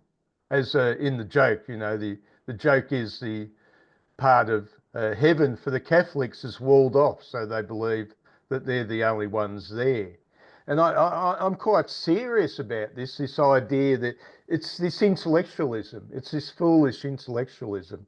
All the intellectuals think that ideas will solve everything. But, good old Schopenhauer tried to point out to us, hey, dudes, I know you have this thing called the intellect. You have ideas. You have this thing called representations. But there's this other thing called, which he just used the term for, the will. And this is the thing intellectuals always miss out on. That different nations and different people have slightly different wills. I was just wondering what you might think about that, Pierre. Well, I agree with the fact the outcome is never set. Right? And so when we've got that kind of presence of things that are very different, some people will do what Cixous recommends, right? Which is acceptance and homogeneity, and some people will not, which is actually a point that she raises in a couple of her interviews where people assume that she will want that kind of struggle and that kind of combat. And she says that's the fight for somebody else. So she's not saying, no, we're all going to become very nice, very friendly. It's more like saying, well, there are people that I can convince, there are people that I can't. And we're going to have people with their ideas and they're not going to change.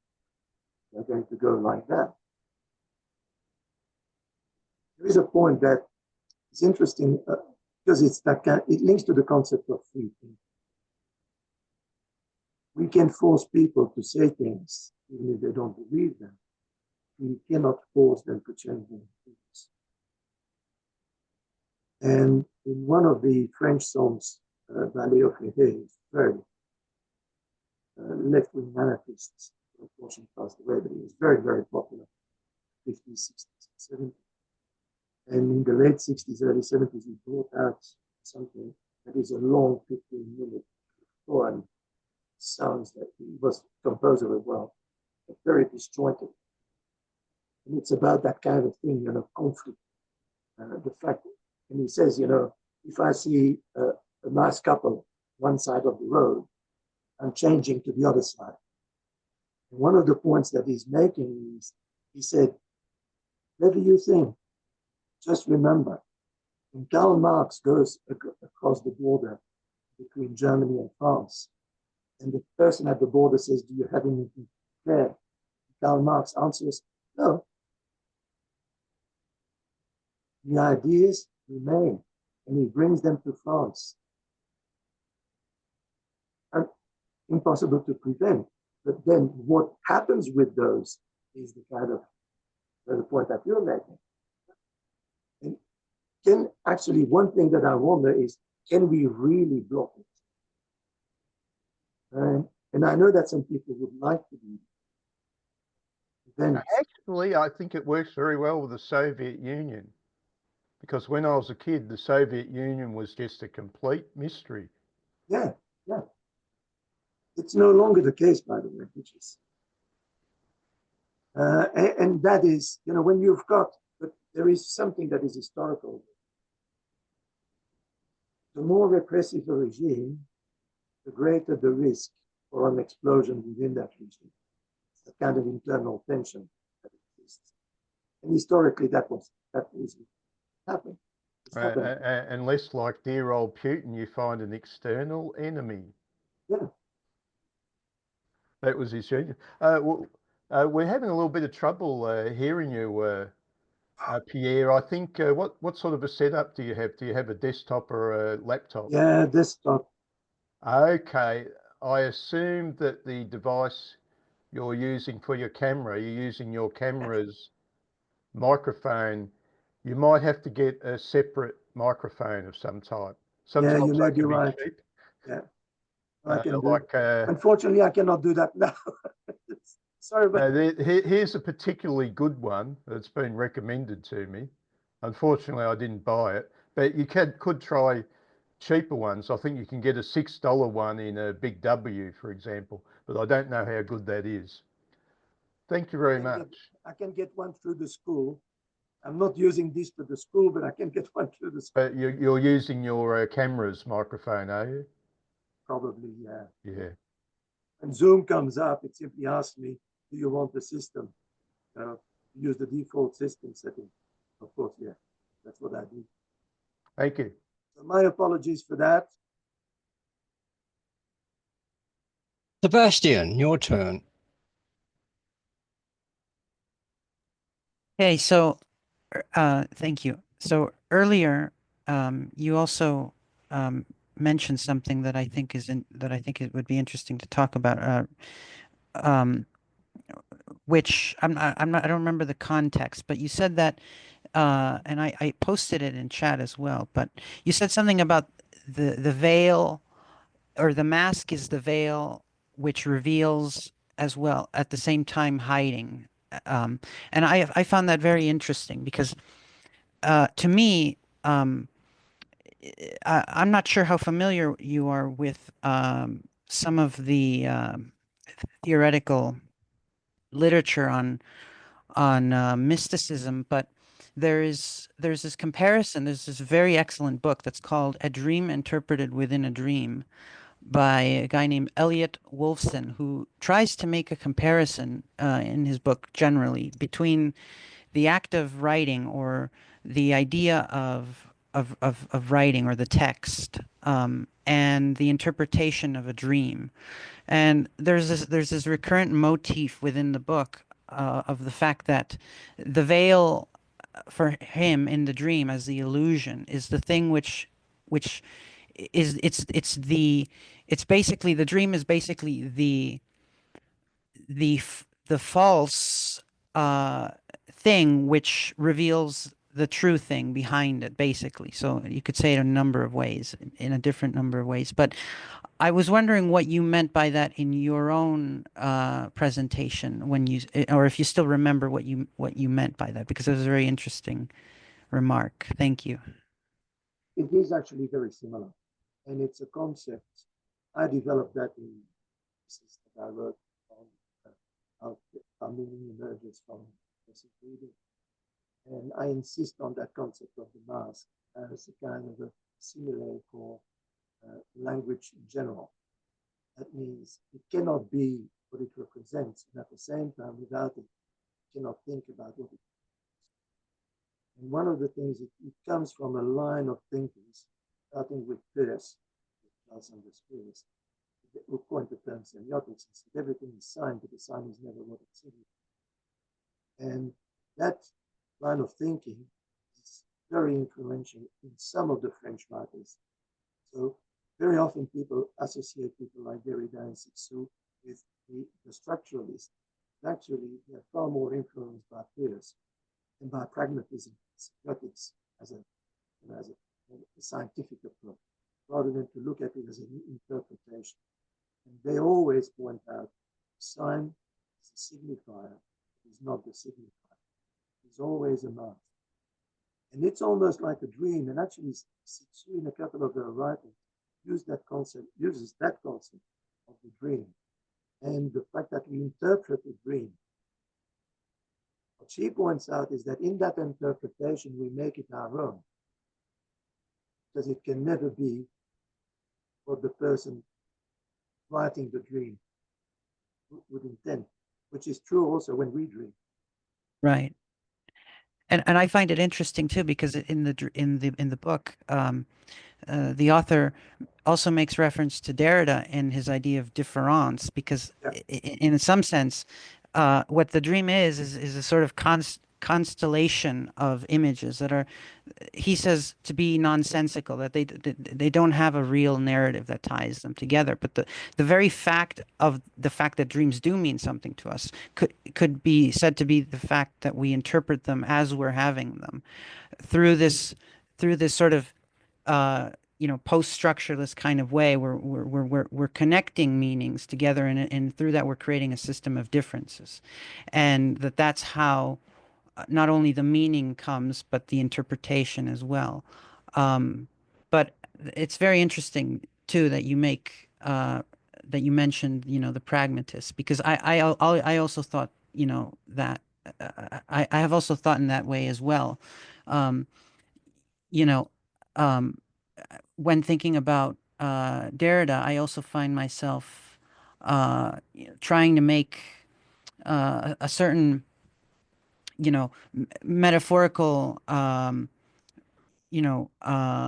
image to maybe some of the concepts that you see in a thinker like Peirce, Charles Peirce. He had his own theory of semiotics, and for him, the most, as far as I'm familiar with his general theory, he has this idea of there being, firstness, secondness, and thirdness, and that these are sort of degrees, and at a certain point, you're dealing with what something signifies is almost what goes beyond it. It's this space, this kind of third space that is, Plato also talked about it in his idea of the chora, and so it's interesting because obviously Pierce was about trying to pragmatist. He was concerned with how it is that we get across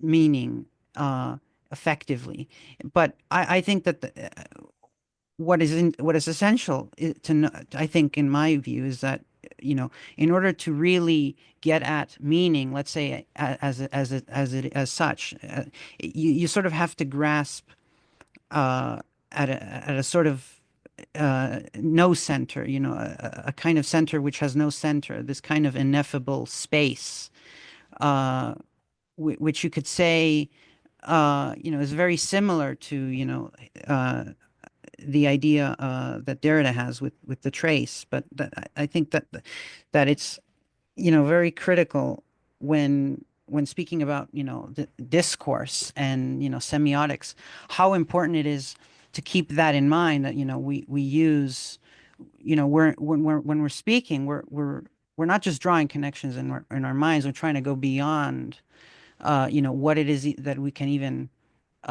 you know, conceive, including the presence of the other, but as well what it is that we even believe is the thing that we're trying to signify. You know, it may be a combination of both, and that's what makes, you know, language so tricky. So that's all that I have to say. One thing, and you raise a couple of concepts. One of them is différance, and not everybody may be familiar with it. So in French, différance, what Derrida started to do is to write différance with an A, and C-E. But différance with an E, as in English, exists as well. And what Derrida points out is that when there is communication, there is différance in the sense that it is deferred as well as different. And that there is no such a thing as a presence, that is the presence of the author, the presence of the text, even if the author is there. And he refers to that, and that is again that kind of person approach, where the sign is what we make sense of. There is that kind of interpretation that is necessary. And it means, when somebody says, what did the author mean? I would almost say it's ludicrous. What does it mean to you? How can you use the text? And I must admit, as a writer, I put texts out there with the hope that people can use them to their own relevance, not for my relevance. But that's, to me, that is totally nonsensical.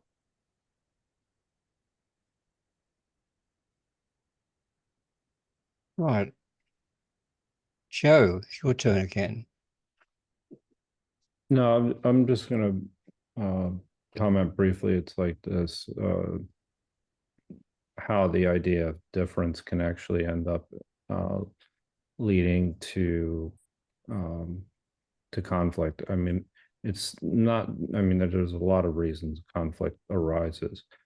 But I would say the ability, it's the distortion of this difference is actually what leads to conflict.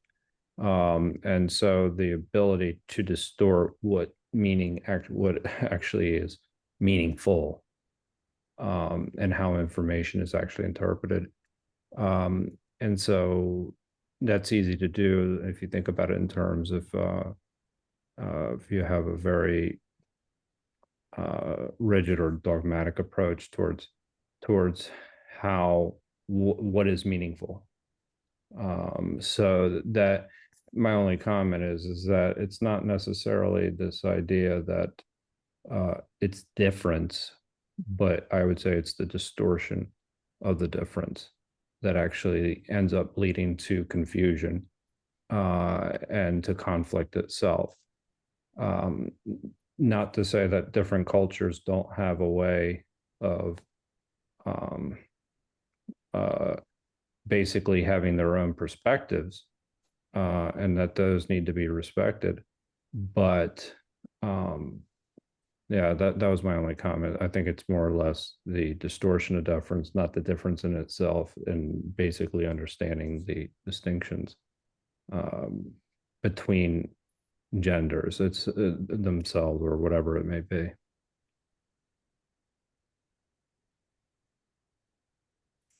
Yeah, no, I agree. Yeah, it's more or less just a comment, Stephen. Stephen, your turn.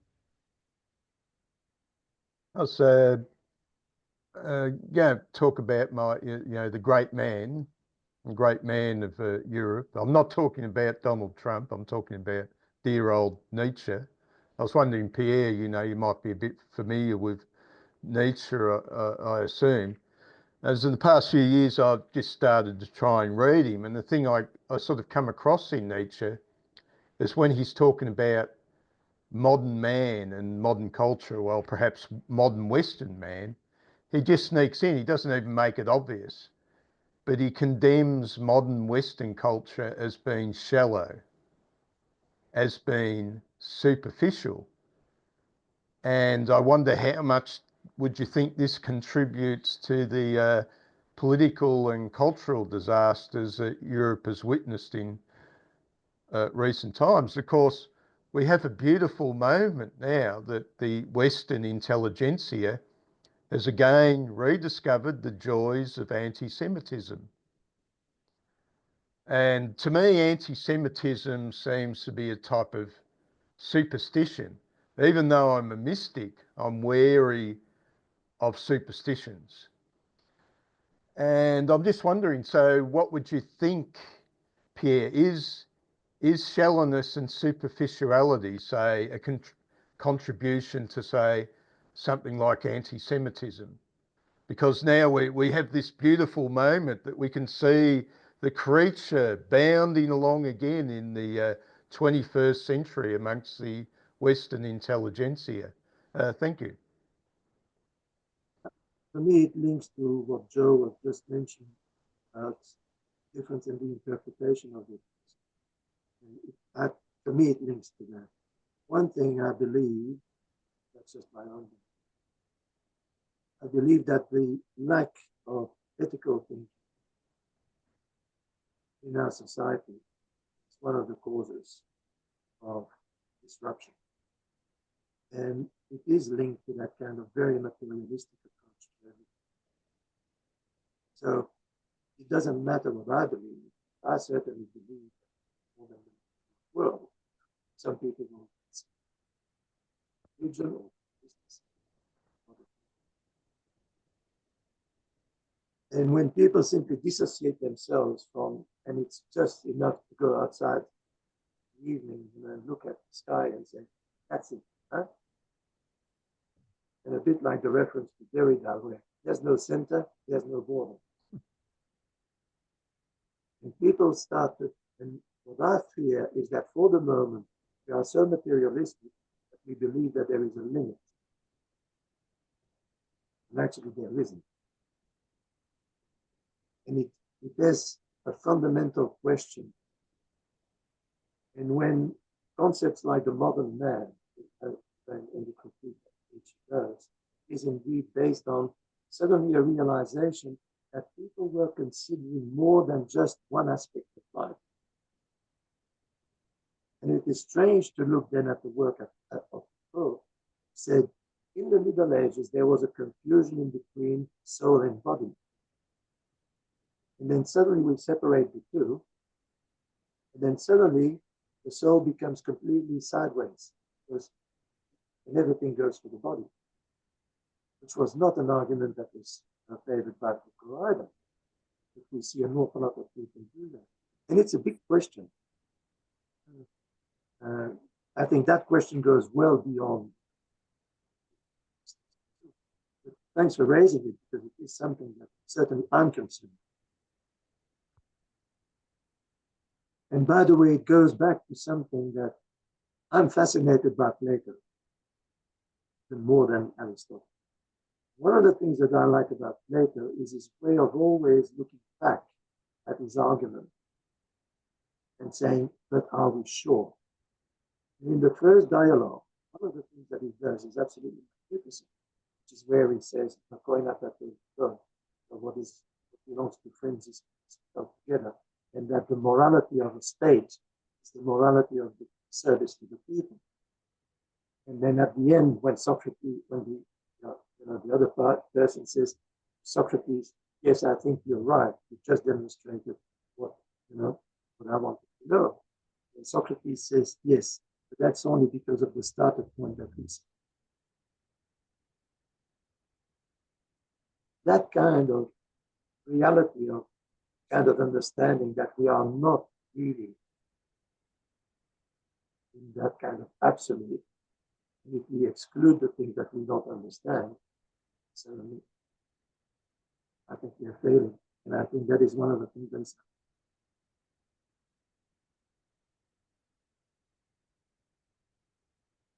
Joe, your turn. Go ahead.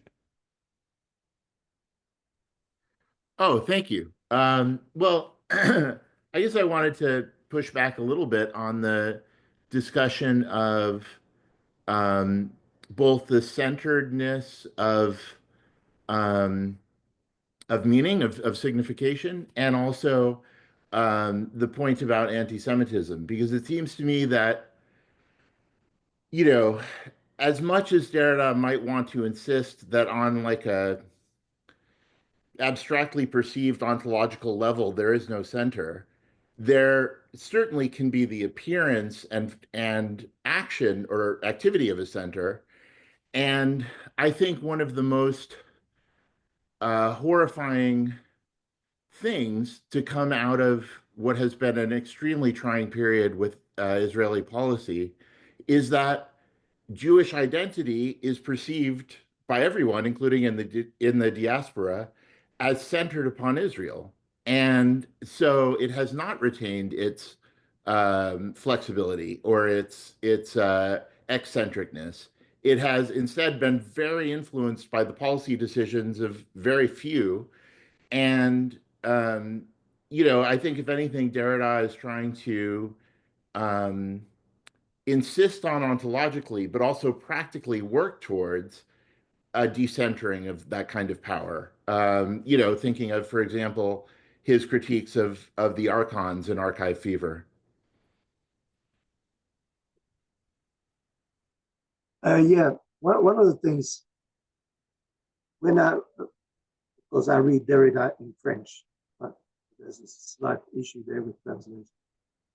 One of the things that Derrida points out with the center, it's not so much that there is no center, it's that we cannot reach it. But what Derrida describes is something very similar to complexity theory, where things are going around and there's that kind of attractor. And we try to get there, but we can't because we keep on moving all the time. And one of the points that he makes also about the frame, the border, is that he said as soon as you define a border, you define also what's on the other side. And that is the other thing that very often people confuse Derrida.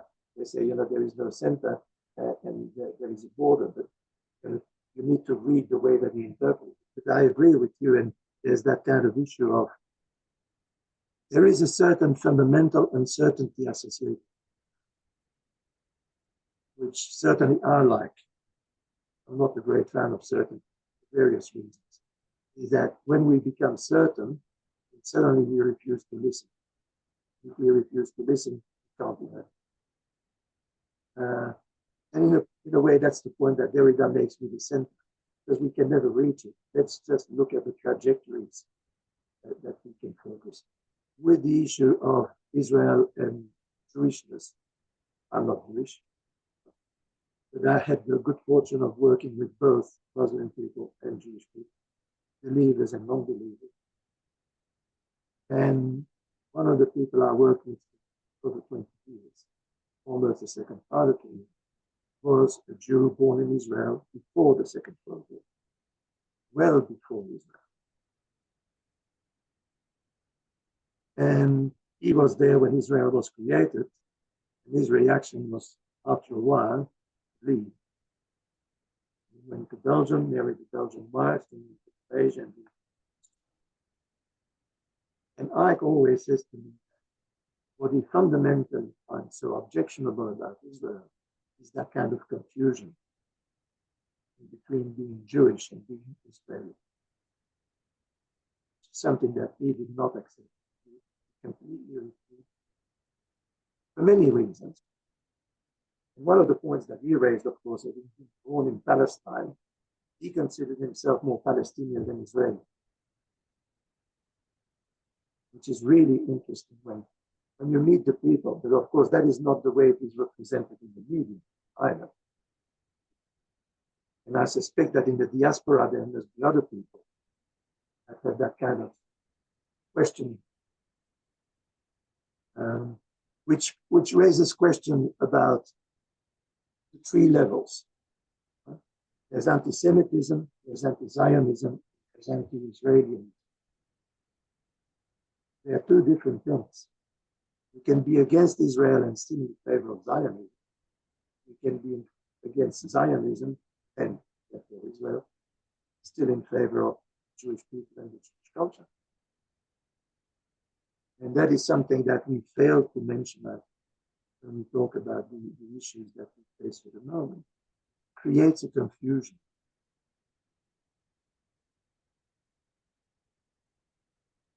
Joe, did you wish to respond? No, I thought that was beautifully put. That was my response. If I could, I wanted to ask a question of an earlier speaker who mentioned that when we create associations between dreams, they become sites of difference.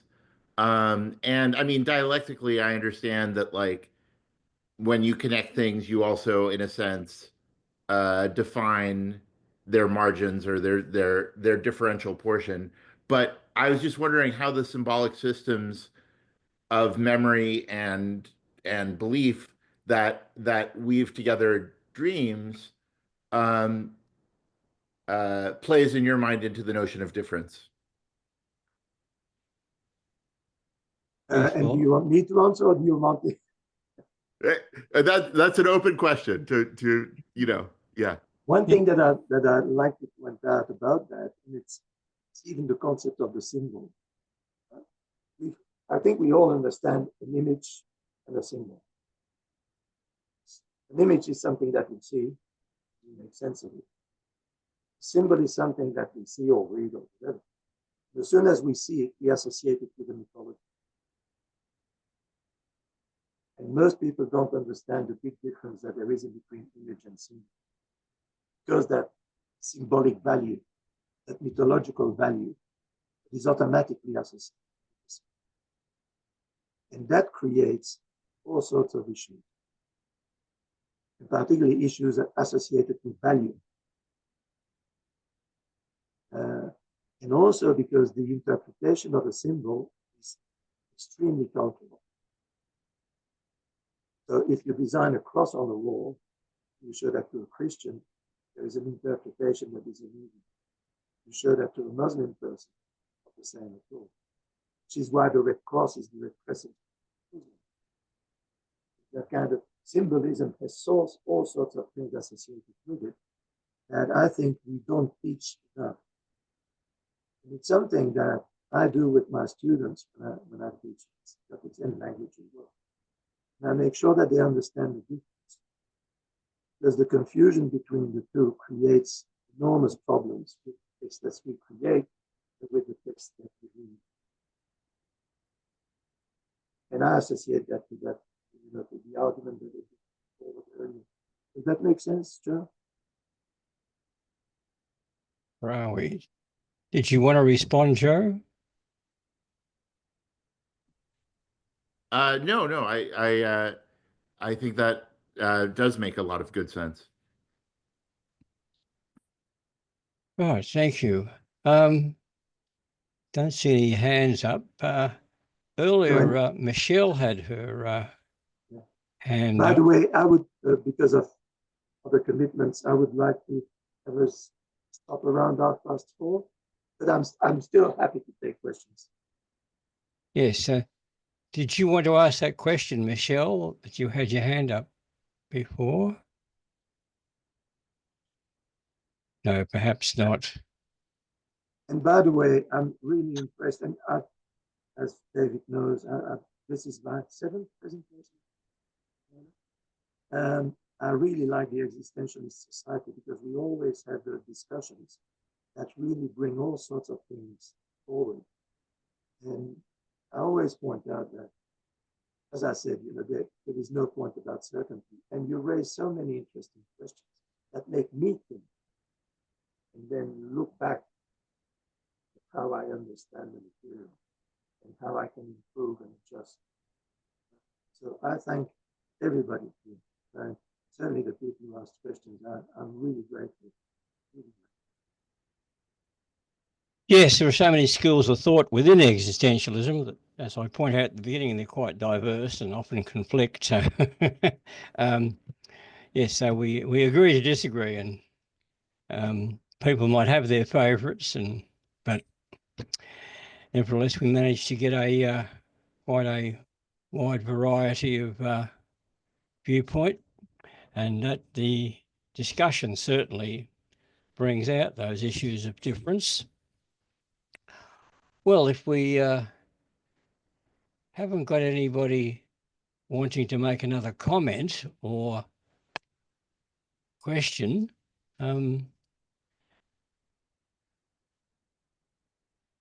we either perhaps could let you go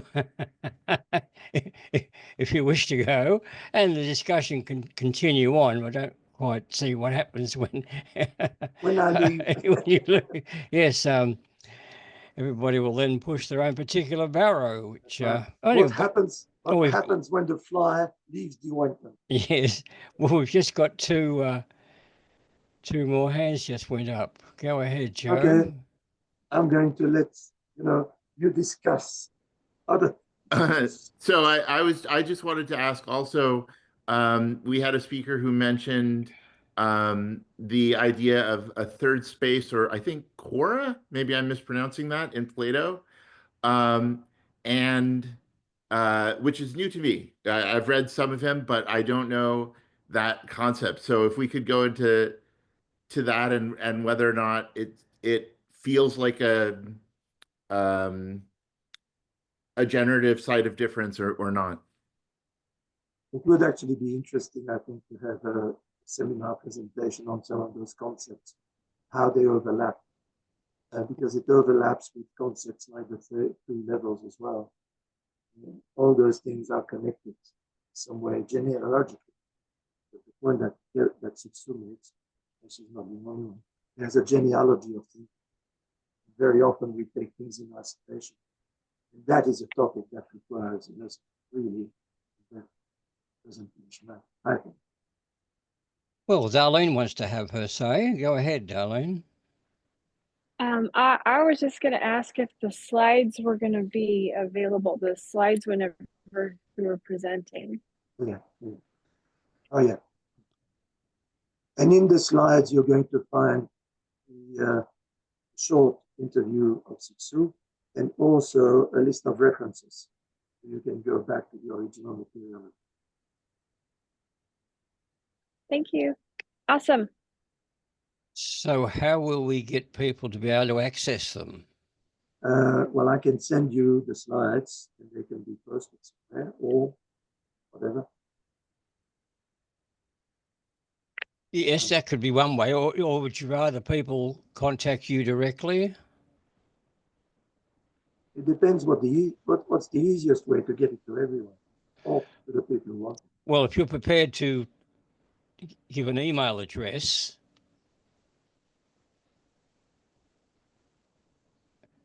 That's one way of doing it. Would you check how big is the file? You can always reduce the size of it. You check if it's something that will go.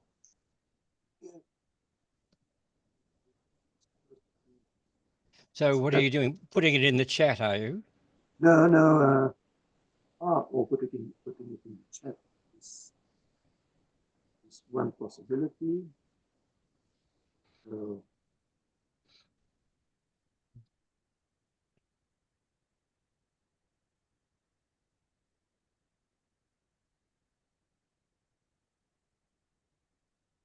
Or as you said, people can contact me, and if you send me the slides, I can forward them on to them. Let me just quickly try to put it here as an attachment in the chat, because I've done that before. So it's PowerPoint.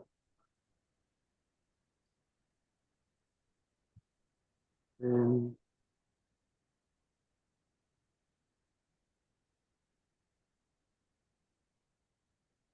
now it is uploading, and it tells me that it's there. 2.66 megabytes. Let's In the see. chat. It's in the chat. No, I don't see it. Not yet? There's Joseph. Because I can see it in the chat. That's interesting, yes. Yes, it's Darlene, can you see it? Let's see what has happened here.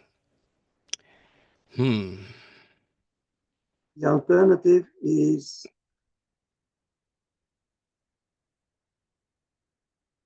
There you are, Darlene. Go ahead. Because I had messaged to him either email or to put it in the discussion portion. Because I had private messaged him. And then when he typed back, it only went to me. No, I see what happened. It went to Joe Bullock. Oh, hold on a second. Hold on a second. To everyone in the meeting. Slides. My computer. There it is.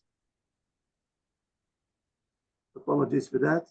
And I use Zoom all the time. I still have to get this. Enter. It is loading.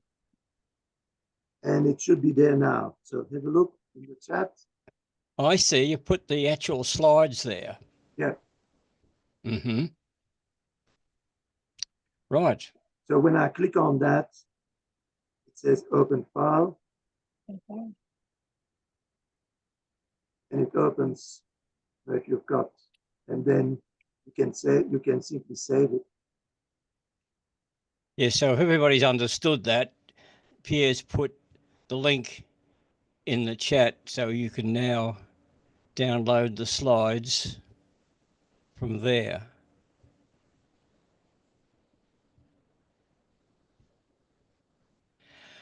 Okay, now in the meantime, we've got Jennifer. And just before I go, what I will do as well, I know some of you would already have my email. If you want to discuss anything, to everyone, I send you my email as well. I'm more than happy to reply to messages. Not necessarily on the day because I'm teaching at least 3 days a week for the moment, so just be aware of that. Right, okay. Pierre at oss.com.au. Very good. Okay, so.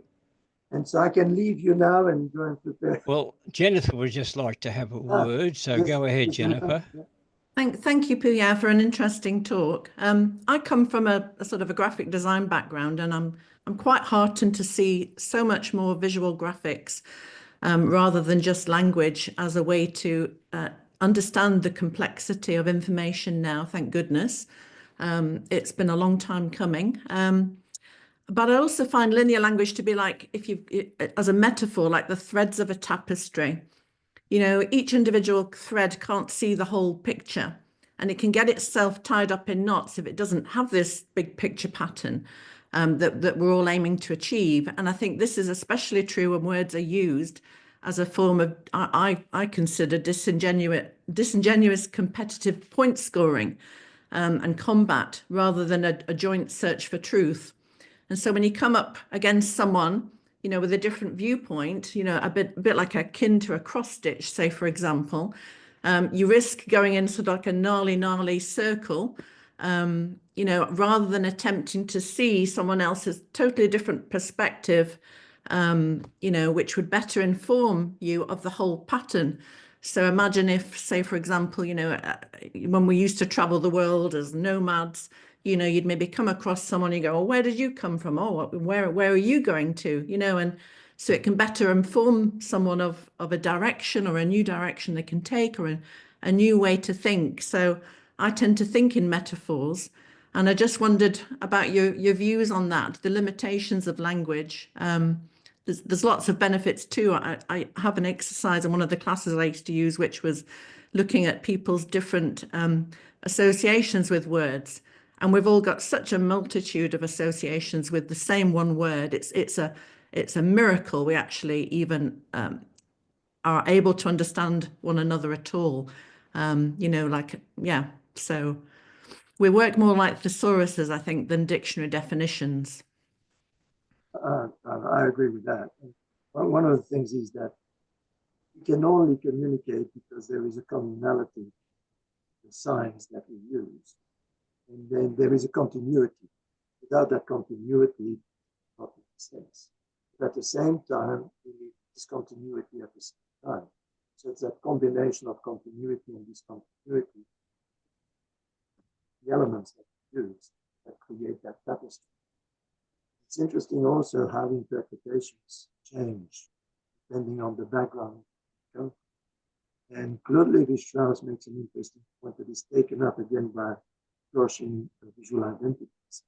And if ever you've got the opportunity, that book is available in most libraries. And it so happens that I translated it, Visual Identity by Josh. So if you look at my name and Visual Identity, and in one of the chapters, it goes in great detail about how Lévi-Strauss looked at how tribes in South America were interpreting masks. And what Claude Lévi-Strauss discovered is that some masks looked almost identical. When the tribes were at war, the meaning of the masks were reversed. So if one tribe considered that mask to be good, the other tribe would consider it to be bad. And he then looked at how interpretation functions in the context of the tapestry of the people using it. And it's an absolutely fascinating insight. And of course, because it's about visual identities, Roche relates to all sorts of other identities that have that kind of similar kind of dialectic going. What book was that again? Visual Identities. Visual Identities. Thank you.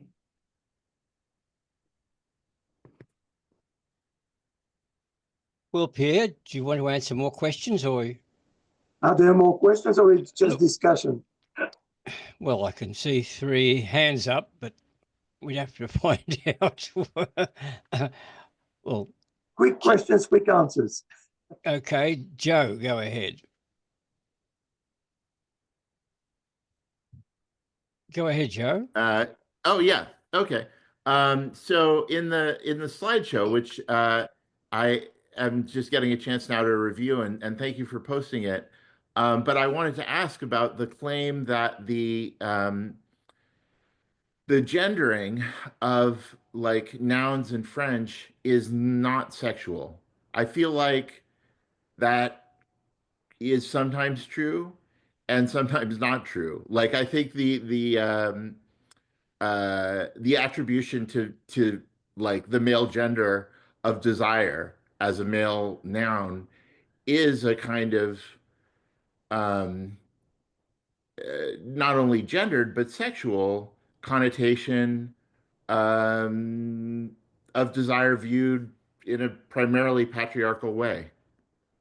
There is something interesting in French in particular because of the way that they gender the language. There is a gendering that is not directly related to gender as we see it, as linked to a sexual concept, which is the way that most words are working. So la table, table. Why is it feminine? Well, because of the structure of the word. That does not mean that there are no gendered words in French. Very often what French do then is that they've got 2 words. Le coiffeur, la coiffeuse. So there is no word like hairdresser. It's le coiffeur, male hairdresser, la coiffeuse, female hairdresser. And the French tend to do that systematically. And so it's interesting the way that they look at that. The point that I think I'm trying to make in that Cixous makes is that when we look at different languages, we've got different ways of looking at it. And it creates a problem indeed, as any point that you're making, actually. It's that kind of difficulty to then reconcile that language to the other. And that is quite bizarre sometimes. Like, why do the Germans refer as a young girl as das Jungfrau, das Mädchen? She's neutral. Why is that? What is the reasoning behind it? And so when we look at languages, we suddenly raise those issues that actually give us an insight as to how language works and how gendering works in each language in a slightly different way. So it happens that I'm practicing it. I studied Japanese. And in Japanese, if you want to specify the gender, you need to specify it. So the word jin does not mean a man or a woman, it means a person. If you want to say a man, then you need to say it's a male person or a female person, which is really interesting the way that those things work. And it makes it different in the way that people interpret some of the concepts. But your point is particularly interesting because indeed, in French, there is that kind of ambiguity. It's that kind of ambiguity that Cixous refers to as well. So she doesn't say that, of course, that there is no gendering in French, that the gendering in French is that kind of ambiguity where most of the words have a specified gender, which has nothing to do with the sexual gender. It is a genre. That is partly to do with the way that French look at the concept of genre as both gender and genre. They use the same word.